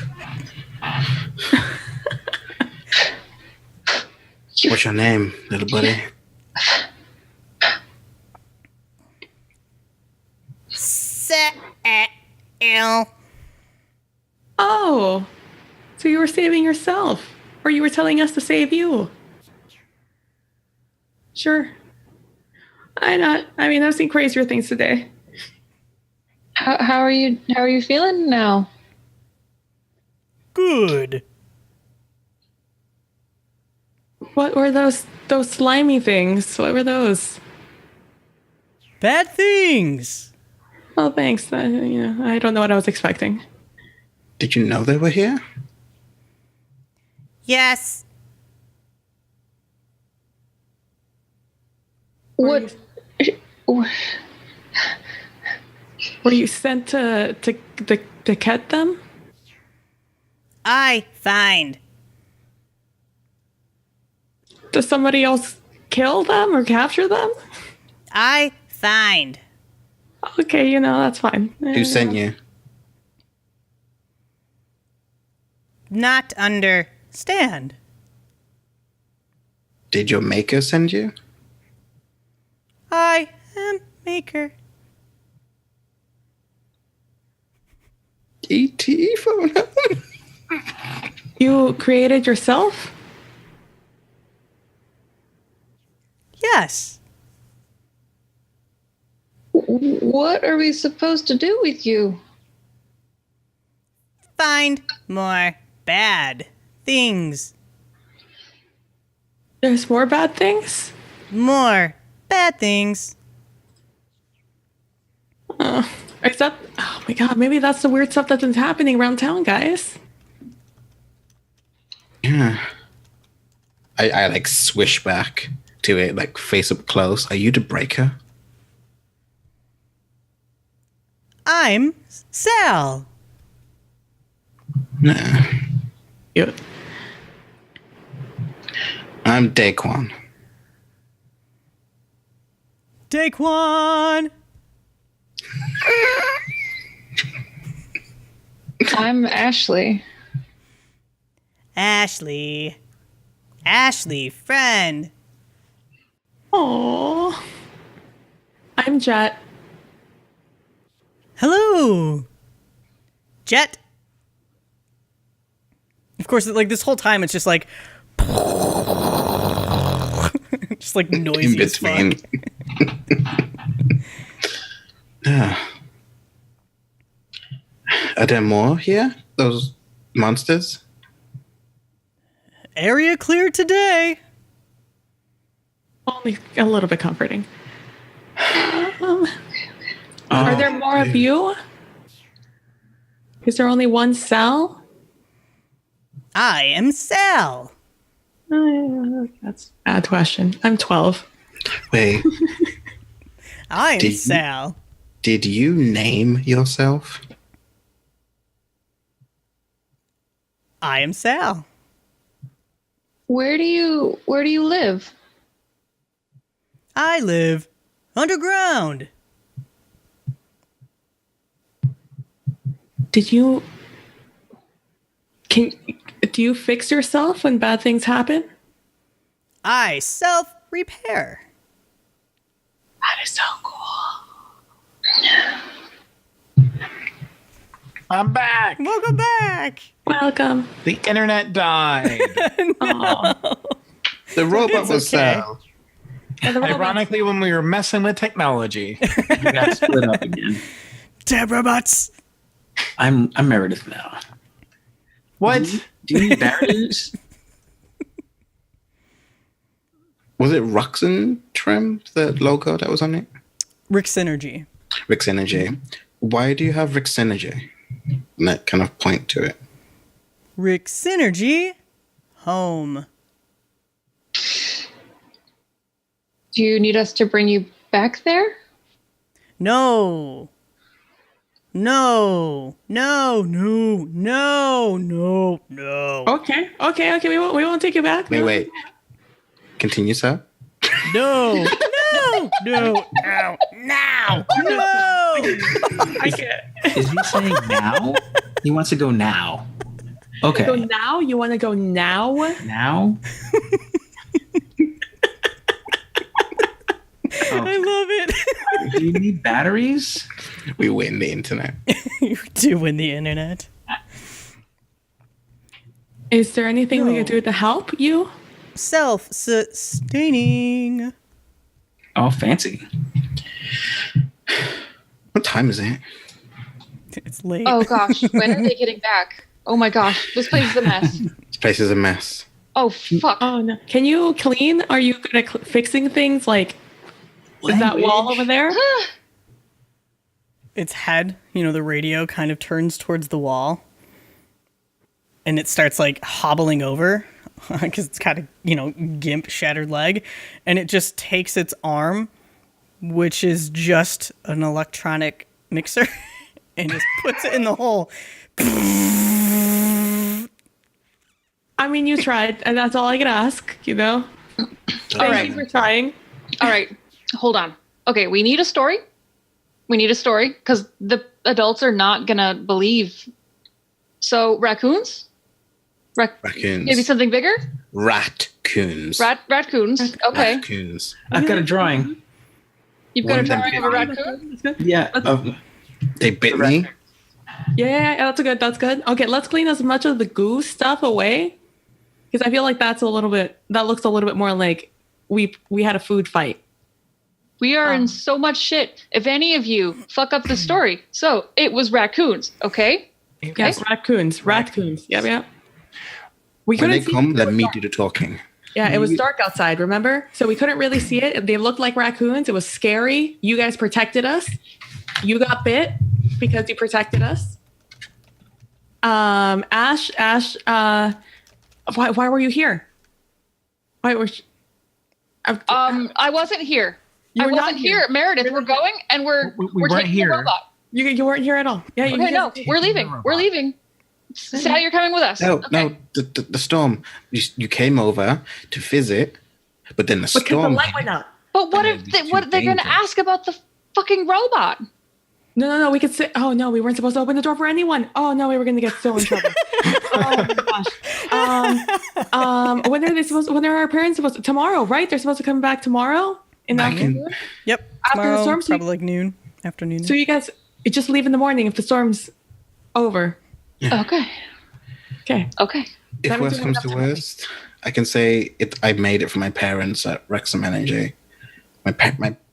Oh, it's your project. Yeah, it's homework, right? Okay. Yep. Science project. Yeah, there you go. And then we're going to clean as much as we can. That's the plan. Yes. Story's straight. I Story's straight. Clean. right. Robot is a piece of furniture. if it's here, if It's a it's lamp. here when they come. I wouldn't. I don't think any parents should see the robot. If they do, what if they know what it is? What if they take it back? Good plan. We could put a box on it. It could be just a box. Are you going to be okay with that, Sal? Save Sal? Where can we put Sal that our parents are not going to notice? Do you have a disguise feature? Is Star Wars out yet? Or do you have like one of those things on Star Wars? is totally out. Meredith goes over and opens up her backpack. How big is Sal? Like About 2 feet. 2 feet? Yeah, two. That's Two pretty feet. big. About a foot wide-ish. You're your sense of size and scale. Yeah, it's Meredith This definitely big? like gets her backpack, like is trying to like eyeball, like maybe no. Well, if we can find like a bag or something big enough, then you can get Sal back to your place. Trash can. Me? I don't have my own room. My mom will notice that. Actually, she might not. She's not home that often. Oh, Meredith, Well, do you that's think really maybe he can go with you since you know so much about robots? I mean, Sal could. I mean, I don't think anybody would. Yeah, I guess, but just Sal seems to really like Ash and Luciano a lot. Not me. Are you going to be okay, Sal? Meredith, she's the one that helped me, get you started. I mean, Daequan might be able to do it, but his parents, they might know too much. Oh, they know. What if? Okay. I'll if we take it. choose, like, I'll take him home. I'll figure it out. we could. Do you guys have a place you guys hang out a lot? I mean, you could leave it there. I'm sure Sal can take care of it itself. It doesn't need to eat, right? Self-repairs. Self-repairs. Psst, did we ever discuss our hideout? We don't have one yet. you technically don't have one, but it was mentioned, and I have kind of written it in. So Okay. you'll be good. Yeah, Do but there's any of places you you know can hang a out. place like, that you we go can anywhere. hide Yeah. this? Yeah. Is there like a place you guys know? I mean, I know So- Daequan, you go all over the place all the time doing I don't know what. I'm pretty good at hiding, so maybe my little guy would sometimes. I don't know. Hispanic parents don't let you go out of their sight. It doesn't work. Never mind. Like, I mean, I've heard of those. I mean, I heard people talking about a place. My friend, hold on, let me look up the names for people in this thing, in this game. Okay, why don't I take it and we can call each other if we figure out a spot. Yeah, that could work. Yeah. I don't have anybody's number. I know a few old skate parks Yeah, that I've told about because I just got here. that's true. Yeah, I don't know any of your numbers either. We could, after we clean up and everything, we'll write it down on the piece of paper. Yeah. I'll take some of my drawing paper and I'll write our number down, Jett, and I'll give it to them. 3 pieces, 1 to each. Yeah, that sounds good. That sounds good. And okay. Is the goo like corrosive still? Like, do we touch it and it's like burning? No, Or is it like, it's just kind of like almost deflated. It's yellowish, very liquidy. Next time, I wouldn't test that on your skin. I mean, that's good advice. Keep that one in mind. I'm a little panicked. Oh, our parents are going to kill us. They're going to be so mad. Okay, so let's get the cleaning supplies, I guess. It's like cleaning up. Yep. Yeah. We're gonna clean. So Right, we'll go ahead and end the scene with a montage of everybody. Can I just say Bless- at some point during the montage, I turn to Lucian and I just say, when they come, cry. Yeah, for sure. I feel like in the montage too, like everybody's gonna be like cleaning up real hard, Yeah. working and stuff. Daequan, he's gonna be there smoking a cigarette and like eating a slice of pizza, leftover. It'll be like, oh, it's my leg, It hurts. Oh, So yeah. here for that. The top 2 for the team. I love this so much. And then we'll fade to black, and you'll have like the cool, like synth music popping on in the background, and we will call that Adventures of Babysitting, Episode 1 of Little Busters. Well done, you guys. I am so sorry about the time. This is why I don't ever justify any times. I have no sense of time and would much rather we could go for 20 more hours, but I'm exhausted. I'm sure you're exhausted. Oh, Tales from the Fan, thank you for the bits, my friend. No, this is, oh my gosh. Y'all did great. Seriously. Oh, just all the nostalgia just rushing back of being a kid knowing you're about to get reamed and in trouble. So fantastic. And thank you everybody in the chat for coming and hanging out with us tonight. Seriously appreciate it. We're going to go ahead and do a little round table. Please let people know who you are personally and where they could find you, any type of projects that you are involved with. And only because, Red, you are in Meredith's spot, we'll go ahead and just start with you. Sure. Where do I begin? What's the question? Joey, you are okay. What's your name? What's your name? Okay. Who are you? What do you do? Where can people find you and follow you? Red Pillais. I am on Twitter at Critical Fun. My Twitch is Ancient Red Dragon. I do D&D Adventures League games. And most of the time you'll just see me jump into everybody else's Twitch and be really happy that they're providing entertainment for me. So thank you so much for letting me play, guys. I appreciate it. And thank you for coming, and hopefully see you again. All right, and moving on over, Meredith, a.k.a.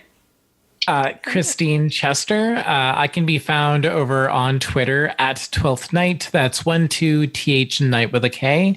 And at least at the moment, this is the only stream I do, although I'm hoping to change that at some point in the future.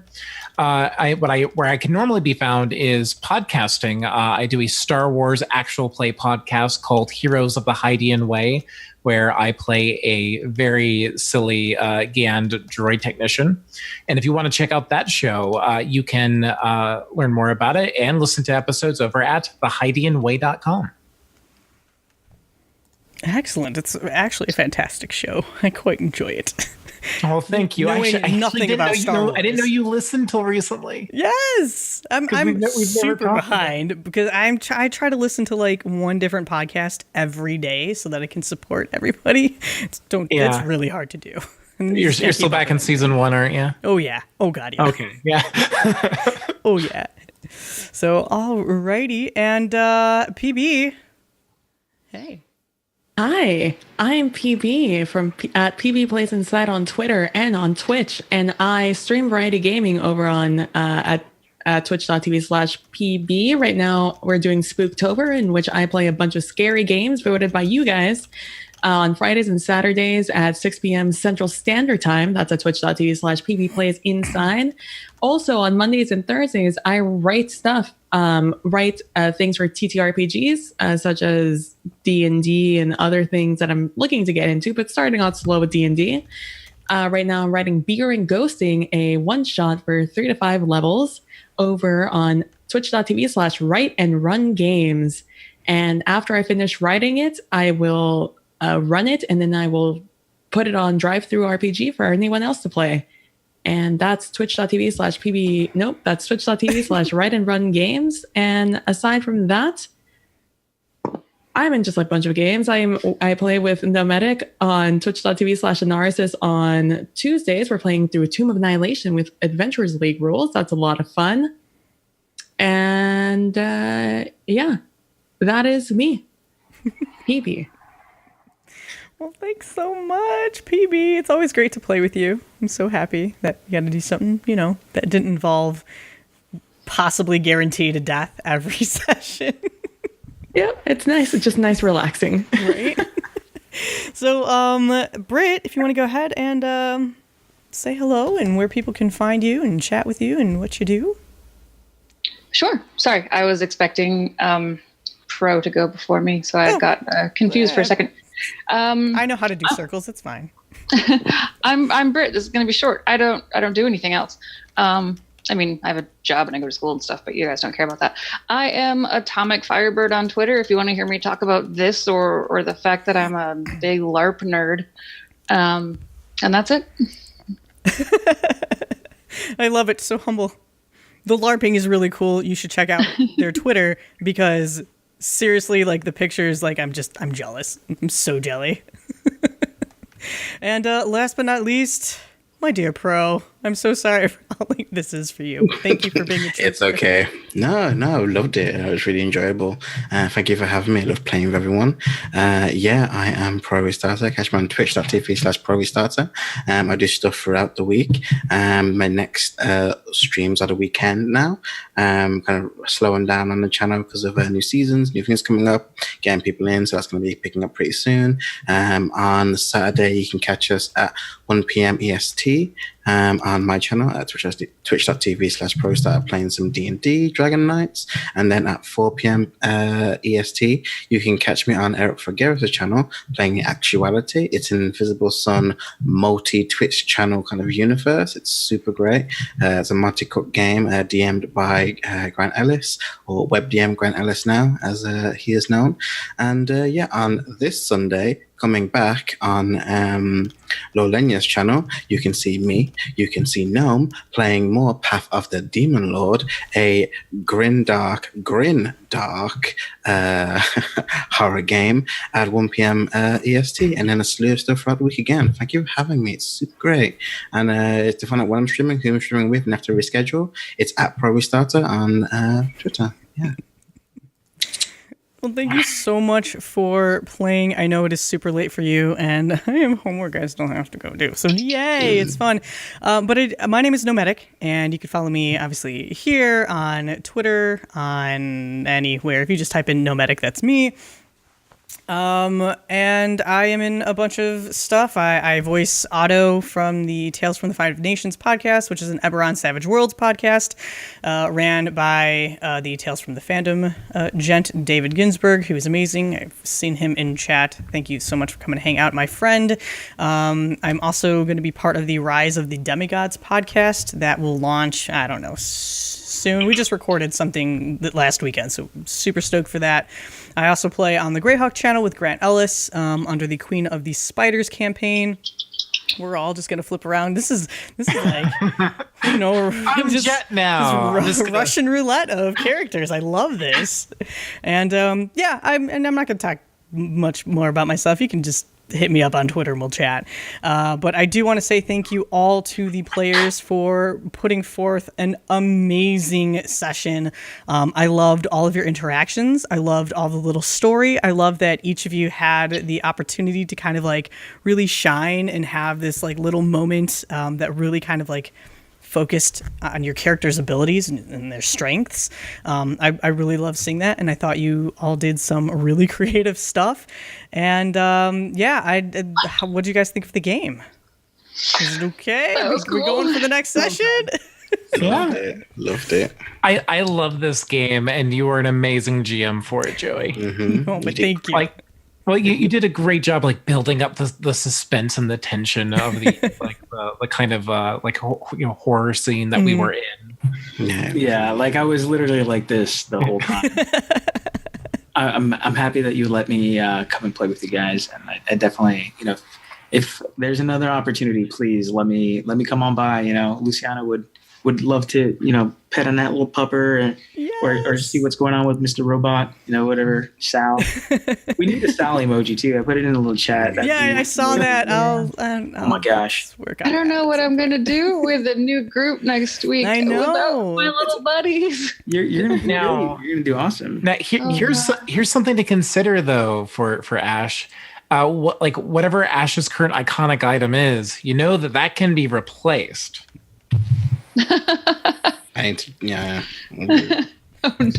Yeah, like in the Tales from the Loop campaign, I got a chance to play, and one of the players got a legit ray gun that became his like signature, like his iconic item. Like that's something happen as you like run across other things. Otherwise, technically, any pets found or things of that nature are supposed to quote unquote run off after the adventure.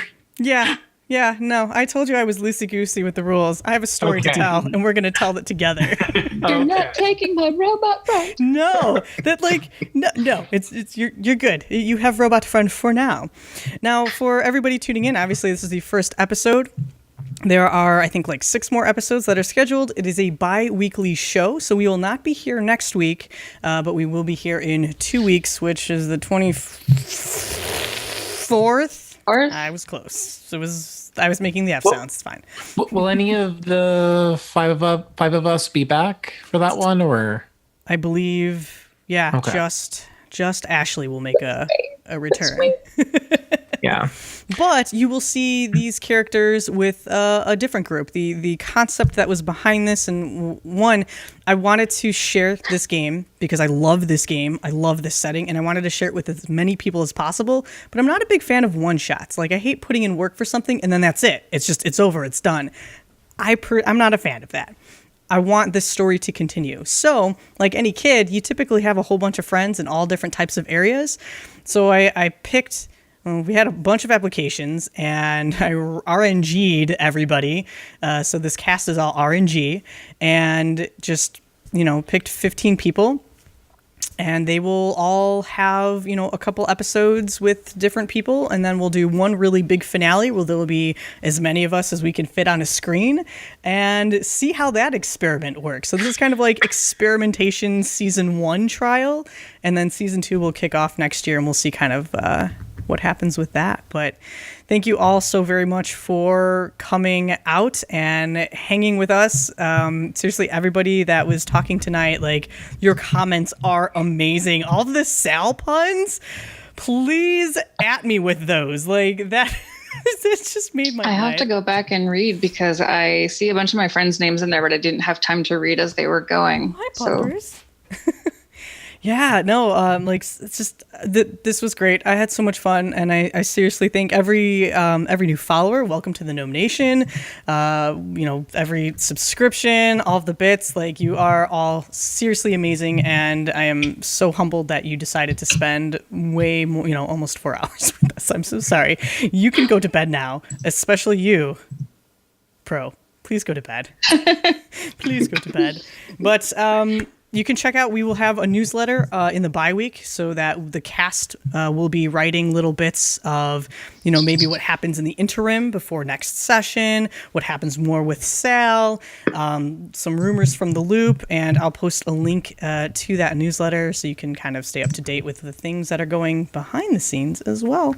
But thank you all so very much for hanging out tonight. I really appreciate it. And to the players, you guys did such a great job. Thank you. Have a good night, everybody. Good night.